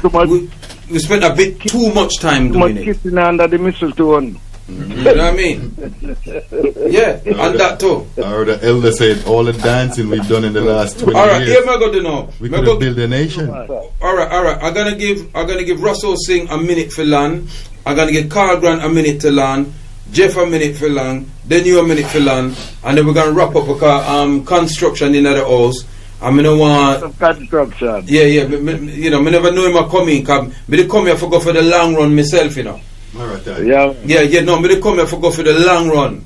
But it's like say, me have to go pass over the button now. Cause me run my 400 meters already. Yeah. So Russell Singh, you have a minute for wrap up. Prophet, and yes, brother Dr. Abu and all the brethren and sisters that is gathering. Always say, my brother, the 27th is when we make a stand against what is unjust and what is evil that is come against us. And if our people cannot realize it, then we ourselves must be the example, the action. And I know that is important for the children of the late 59, the 60s, and the early 70s. We need you on the front line. I am ready to go on the front line, not only to guide the young men on the front line while many of our elders is in the back doing the final maneuverment, but that is what has to happen. We need to be on the front line as well, my brother. Ashe. You understand? And we have to be there directing the young men and the young women. Give thanks. So let us be the example. Yes. Physical one. All right. Give thanks, Russell Singh. Much love, King. Much love. Heart of love every Rise time. up, stay Bless strong. up. Hotel. Brothers and sisters. Stay strong, beloved. Rise and shine. Bless. Yeah. We don't know. Brother Jeff. Brother Jeff. Yes, sir. Yeah, brother. Yeah. Prophet. Yeah. You want to say something, man, Lan? Yes, sir. Brother Junior, Leon D, and Brother Carl. Look forward to see you this Sunday. Bless up to all of you. Regarding Brother Carl's point and your point, Prophet, so you're both correct. We use the law, and if we didn't kick some ass. They're called surgical strikes. That's what it is. If you do what you got to do. If you're mind your business and you're pulled up by a slave catcher, if you defend yourself, Ashe. That's common sense. Simple as that. I'll see you there. I'll see you Sunday. Bless up, and thanks for the great information. Bless the Lord. Take care. Every time. Stay strong, Brother Jeff. Brother Jeff. Brother Carl, your time.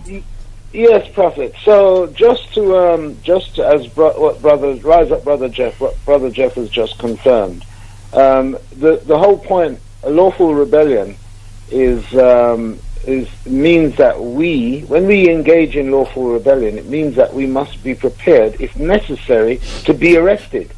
So and then we use that platform to raise those issues that what led us to being out there in the first place. So me Zaman clearly, and as you're saying, if we're going to be an example to our youngsters, then we have to lead by that example and show them what needs to be done in order for us to be heard, if that's what's necessary. It says in the preamble of the Universal Declaration on Human Rights, if you don't mind me quoting it, whereas it is essential, if man is not to be compelled to have rebellion as a last resort, then basic human rights must be protected by the rule of law. So we have the right to rebel, and we can use the law and use that platform. So, like I've said, I've avoided arrest this year on the marches and demonstrations that I've gone out on, but I'm prepared on Sunday to be arrested if necessary. And I, like I said in our Zoom meeting on Wednesday with the NXG, anybody at all, if the police comes along and they want to threaten with fines and so on, just say you're a member of Campaign for Truth and Justice. You're more than happy to give my address and so on and so forth, and we take it from there, because I think that's if they come along. That's the first thing they'll say. If you don't disperse them, we'll give you a fine. So we need your details. Everybody could call them, say their name is Cole Grant, if you like, and so on. And but we can talk about that on the day. So what's your name? Cole Grant. No. That's a wonderful idea, Mr. Grant. We're Cole Grant, but I'm Spartacus. Yes, I'm Spartacus. Yeah, all right. I'm Cole Grant. Yeah. And me too. All right, then. Bless up, yes? All right, much love, King. Much love. Rise up, Carl. All right, Dr. Abu. Yeah, man, voodoo man. Mm-hmm. All we got to do, my brethren, is just know ourselves. Stop believing ourselves and have faith in ourselves. Know ourselves. And leave other people's narrative alone, and try to develop our own thing and work on it. Because that's the only thing can save us, our thing, not their thing, blood. I totally agree with you. I agree with you 1,000,000,000%. Rise up to Empress and now and each and every one in this street. Rise up, Dr. Abu. Leave people business alone and mind your own. All right, then. That's true, blood.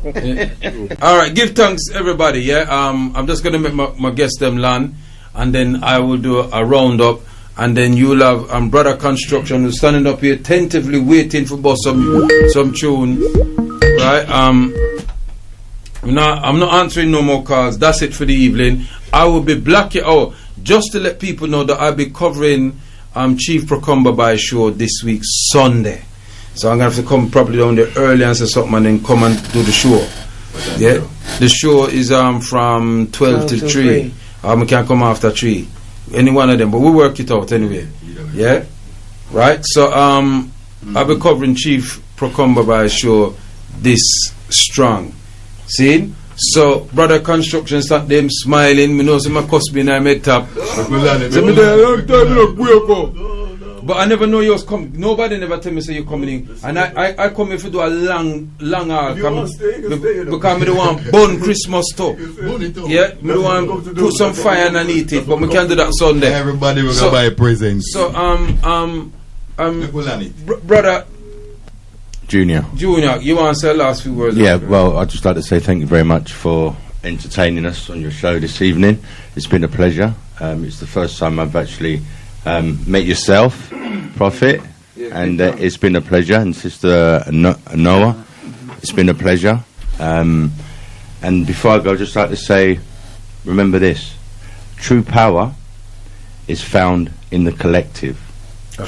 That must be our task as black people, to build our collective. And remember, warriors, young men, thugs, as D. Carbon put it earlier, we need you. This is a cry for you guys to come out. It's well overdue. And remember, get up, stand up, and let's go for our rights. Thank you very much. Give thanks, Brother Junior. Brother Leon, thank you for having us. Must say it's been a pleasure. I've been educated still, and I hope that each one teaches one. So what we need to do is promote Galaxy and the work that you do and support, and also the NHG. On the day, all the full management will be available. So we're going to have Justin, Empress Trisha, Empress Weze, D Carbon, myself, Leon, and Junior. Have I missed anybody out? We're all approachable. If you need to find out more about the NHG or you want to join us and support us, come down. And also we got giveaways. We're actually giving things for free, giving away good things, right? I'm not going to spoil the surprise. Thank you very much. Peace out. Good thanks. Brother D Carbon. I love my brother. I say you just throw the battery that we back every time we see you. We're in a war, people. We've been in a war. We've been in a war. So I say take away this whole vaccine rubbish. Take that away. It doesn't exist. Isn't there enough things from the past till now for us to stand up and move on now? Remember, they speak on, brother. They slaughtered people. Millions. in Tanzania, and they're still doing it. They've slaughtered millions of. It's nothing new Over for them. 6 million in the Congo. Look what they did to the natives in America. 80 million to 80,000 people. It's real.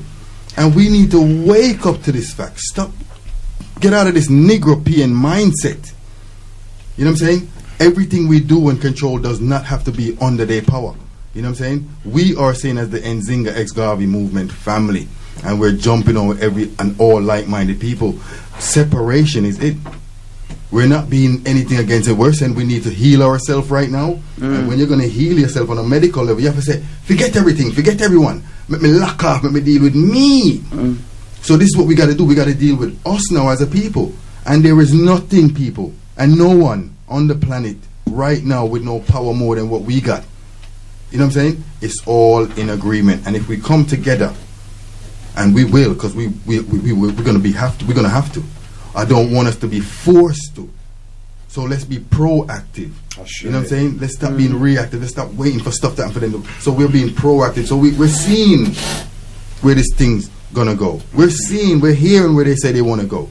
They want to enslave the world. They want to chip us all. They want to get rid of money.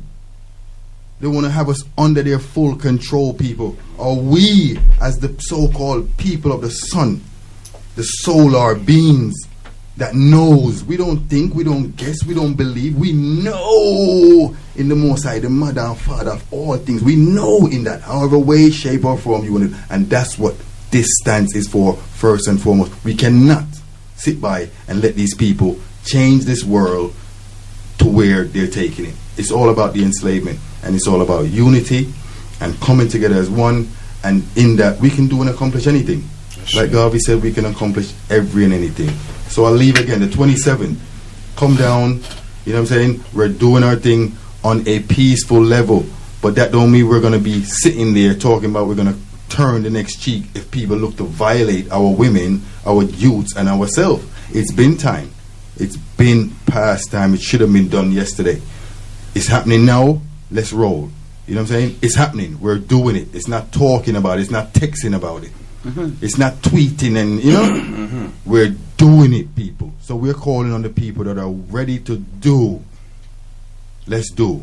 What we do today is for our youth of tomorrow. Big up the Galaxy family all day. NHG assemble. Give thanks. Sister Anua. Yes, family, many hands make the work light. So we can help take the strain off each other by having a go. All what ones have heard or have been hearing over the many years of Liberation Road, consciousness raising, etc., referring to some of the greats that have gone before us. It's our testimony time now. And what are we leaving for our youths? What kind of legacy will they say? How will they say we are, have been? What did we do? Who's going to call our name after we've gone to raise us up? You know, let's not be the missing generation and prove to the world that we are worthless, we are rubbish, we are nobody. If you don't stand for something, you'll fall down for everything. And this is about clubbing together, safety in numbers, collective security. And with the day being self-determination out of the Nguzu Saba, as Prophet Kwaku said earlier, we could take ourselves into the principled world and stand by our word. We talk about it, let's begin to do it. And for those who may not be able to come out, send the energy come. Send the energy come. Call someone who you think might be going and leave them with that word of energy so we can have that powers within. Because we're going to have to stand, it's going to be cold and we may get a fight. And so we power up ourselves with what we can to build up the might and keep it moving. So give thanks for those wise words. And as I rise up those gone before us, and I stand strong with those of us here now striving for perfection, we plan for those who's got plans to be. Rise up, Prophet. And rise up the family for coming out. NXG, first time Junior. Thank you very much. First time Brother Leon, D-Carbon, Face of Galaxy at the moment, Body Messiah. Let me just add on, the Body Messiah, drink, powers. We don't need the vaccine. We've got our herbs. And we've got testimonies to what the strengths can be. Rise Up the Mariandina Foundation, all the followers of Dr. Sebi, all the ones who are putting their artistic strength to their creativity and bringing forth our revolutionary herbs to bring our strengths on the table so that our children can learn from them, learn from us, learn from each other. Iron sharpen iron. Rise and shine, family. And can I just say, as we leave the building, the NXG, I'd just like to say, race first. Race first. All right, you know, it's been a wonderful show, a very inspiring show, a very affricated show, a very serious show, a very fun show. It had all the ingredients, and I really appreciate the time that you've taken out of your private lives to come down here and tell the people about what you're doing on Kujijakulia Day. You know, may the ancestors and the creating force of the universe, the omnipotent being that which is greater than ourselves, guide us on that day, on the 26th. May I say to Construction, give thanks for being patient. Rise Up, Brother Construction. You know, It's okay. for waiting and giving me an extra hour. I just knew I came here tonight to really bleach, but you know, the ancestors say you not bleach. May I send somebody for relieve you. Let me just do a couple of minutes a recap of what we are about today. Today we had Nzinga X Garvey group in here today, the organizers of the 26th of 27th. the 27th. Sorry, my apologies. Just because I know that Umoja Day is the 26th, you see. So the 27th of Unity Day, Umoja Day gathering, the Umoja gathering in Rye Lane, Peckham, Southeast 15. We will be gathering to speak about how we feel as a people, how we've been treated in this covert vaccine time. But not only that, we had made these arrangements prior to what they were dealing with. It's just that it come fine where we are do. But because they control the media, they can dictate the parameters, etc. We know there is something out there. We are not telling people there's nothing out there, but it's not what they say it is. And it's DNA related. It's DNA related. And just like they've got all their scientists and their doctors on their radio stations, on their television, speaking about how the vaccine is and what strain is, etc.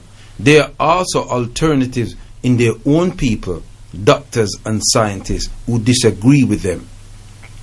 And so there is a conflict of power going amongst them. This is our opportunity to umoja, to unite and work together. We're not going to agree on certain things. You heard, I don't agree with certain things Russell Singh say. I don't agree with certain things that Brother Carl Grant say. But the thing is, we respect each other. And we reason. There's no argument, no cussing and this and that. We just disagree. No problem. But we know that we agree on one thing, that umoja is necessary by any means necessary. We have to try and find a way, Africans, to work together. We have to come out in our numbers on the 27th. Numbers count to all the wicked at bay. Young men, we call on you because you are strong and you are feared. You are the most feared human on the planet. Remember me telling you. See? So we'll look for you on the 27th. The second day of Kwanzaa, Kujijakulia Day, self-determination. I want everybody in this room to say it with me. Self-determination. We have to have it. We as old, because you know, up in age, most all of us here in here is over 50. You understand me? But still we have the fire for liberation. We need the next generation to come along and join us. So stay strong, my people, and remember, they have never given you nothing first. Them don't even want to manage in them football team. Why would they want to give you a vaccine first? Them without jumping at the queue first to get cured. You understand me? I said, Lab rat. yeah. And never forget that this country is the birthplace of Pinewood Studios. Before Hollywood was what? Pinewood. Studios. These people are the masters of making film. Yeah? Special effects and all them things. You sit down, you watch them, you actually believe what you're watching on Netflix and the videos and etc. So don't make them tie you in when them tell you say they might take vaccine. You know, so I think it was the mayor. He was supposed to be taking the vaccine and the lid was still on. The lid was on. You understand? They was giving the woman the vaccine and them lift up the t-shirt and push it underneath there. You know, see it going on hand.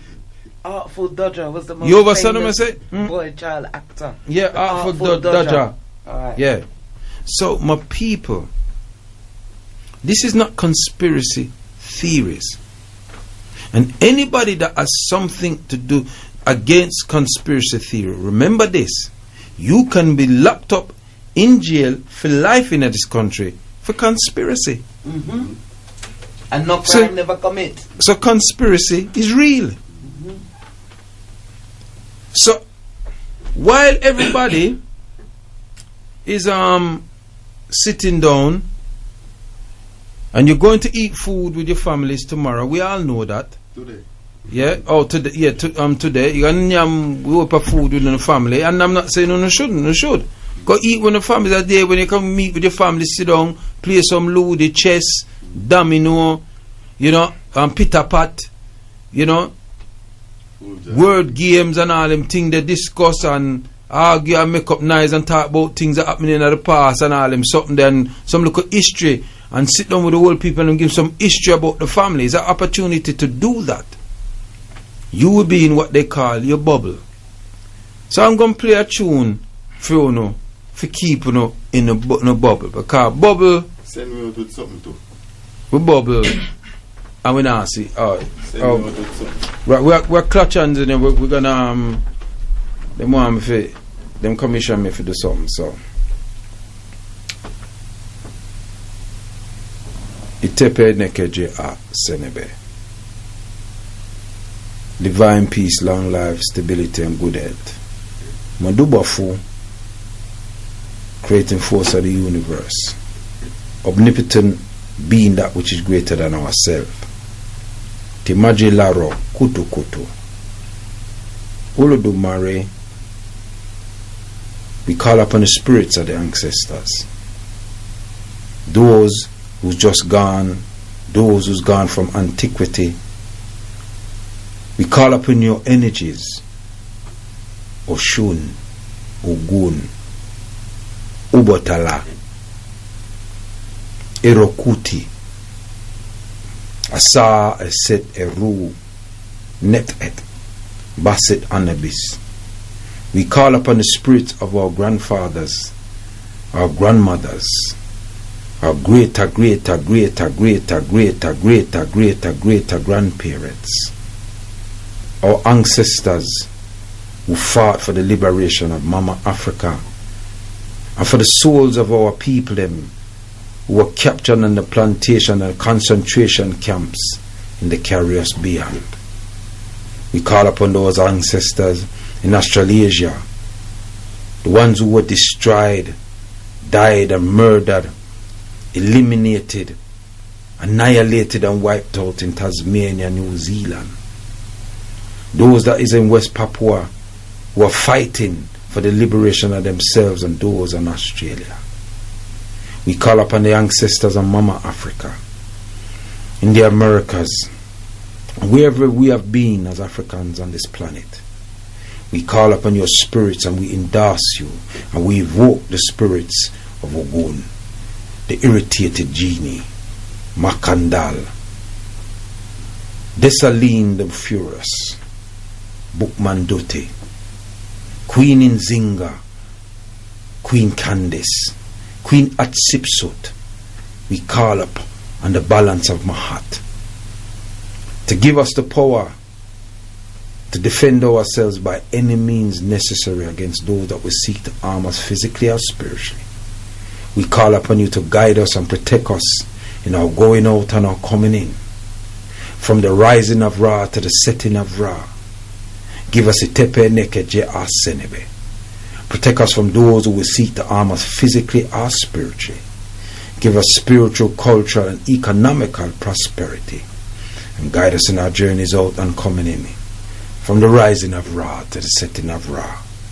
Ashe, Ashe, Ashe, Ashe, Ashe, Ashe. No more, more. And the Mama, Kuchuno, Lulu, Genera, Babawa. No, cool.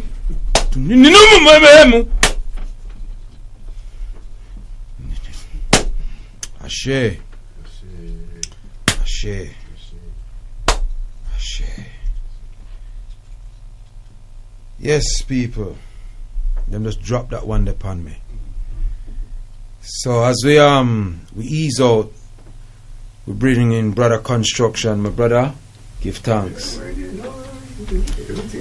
And as we them put we in a bubble. So I find a tune.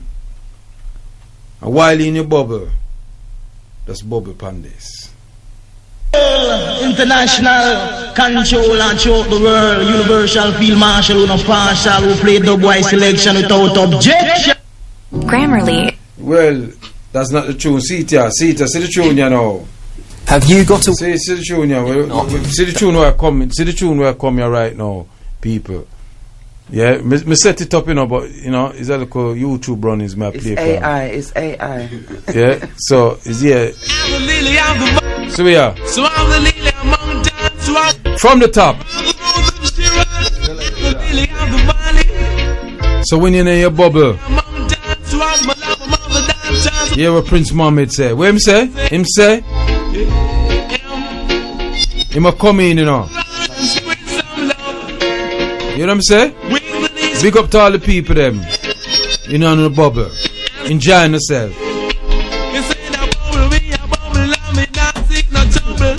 So if you see trouble, you got to get it on your double, yeah.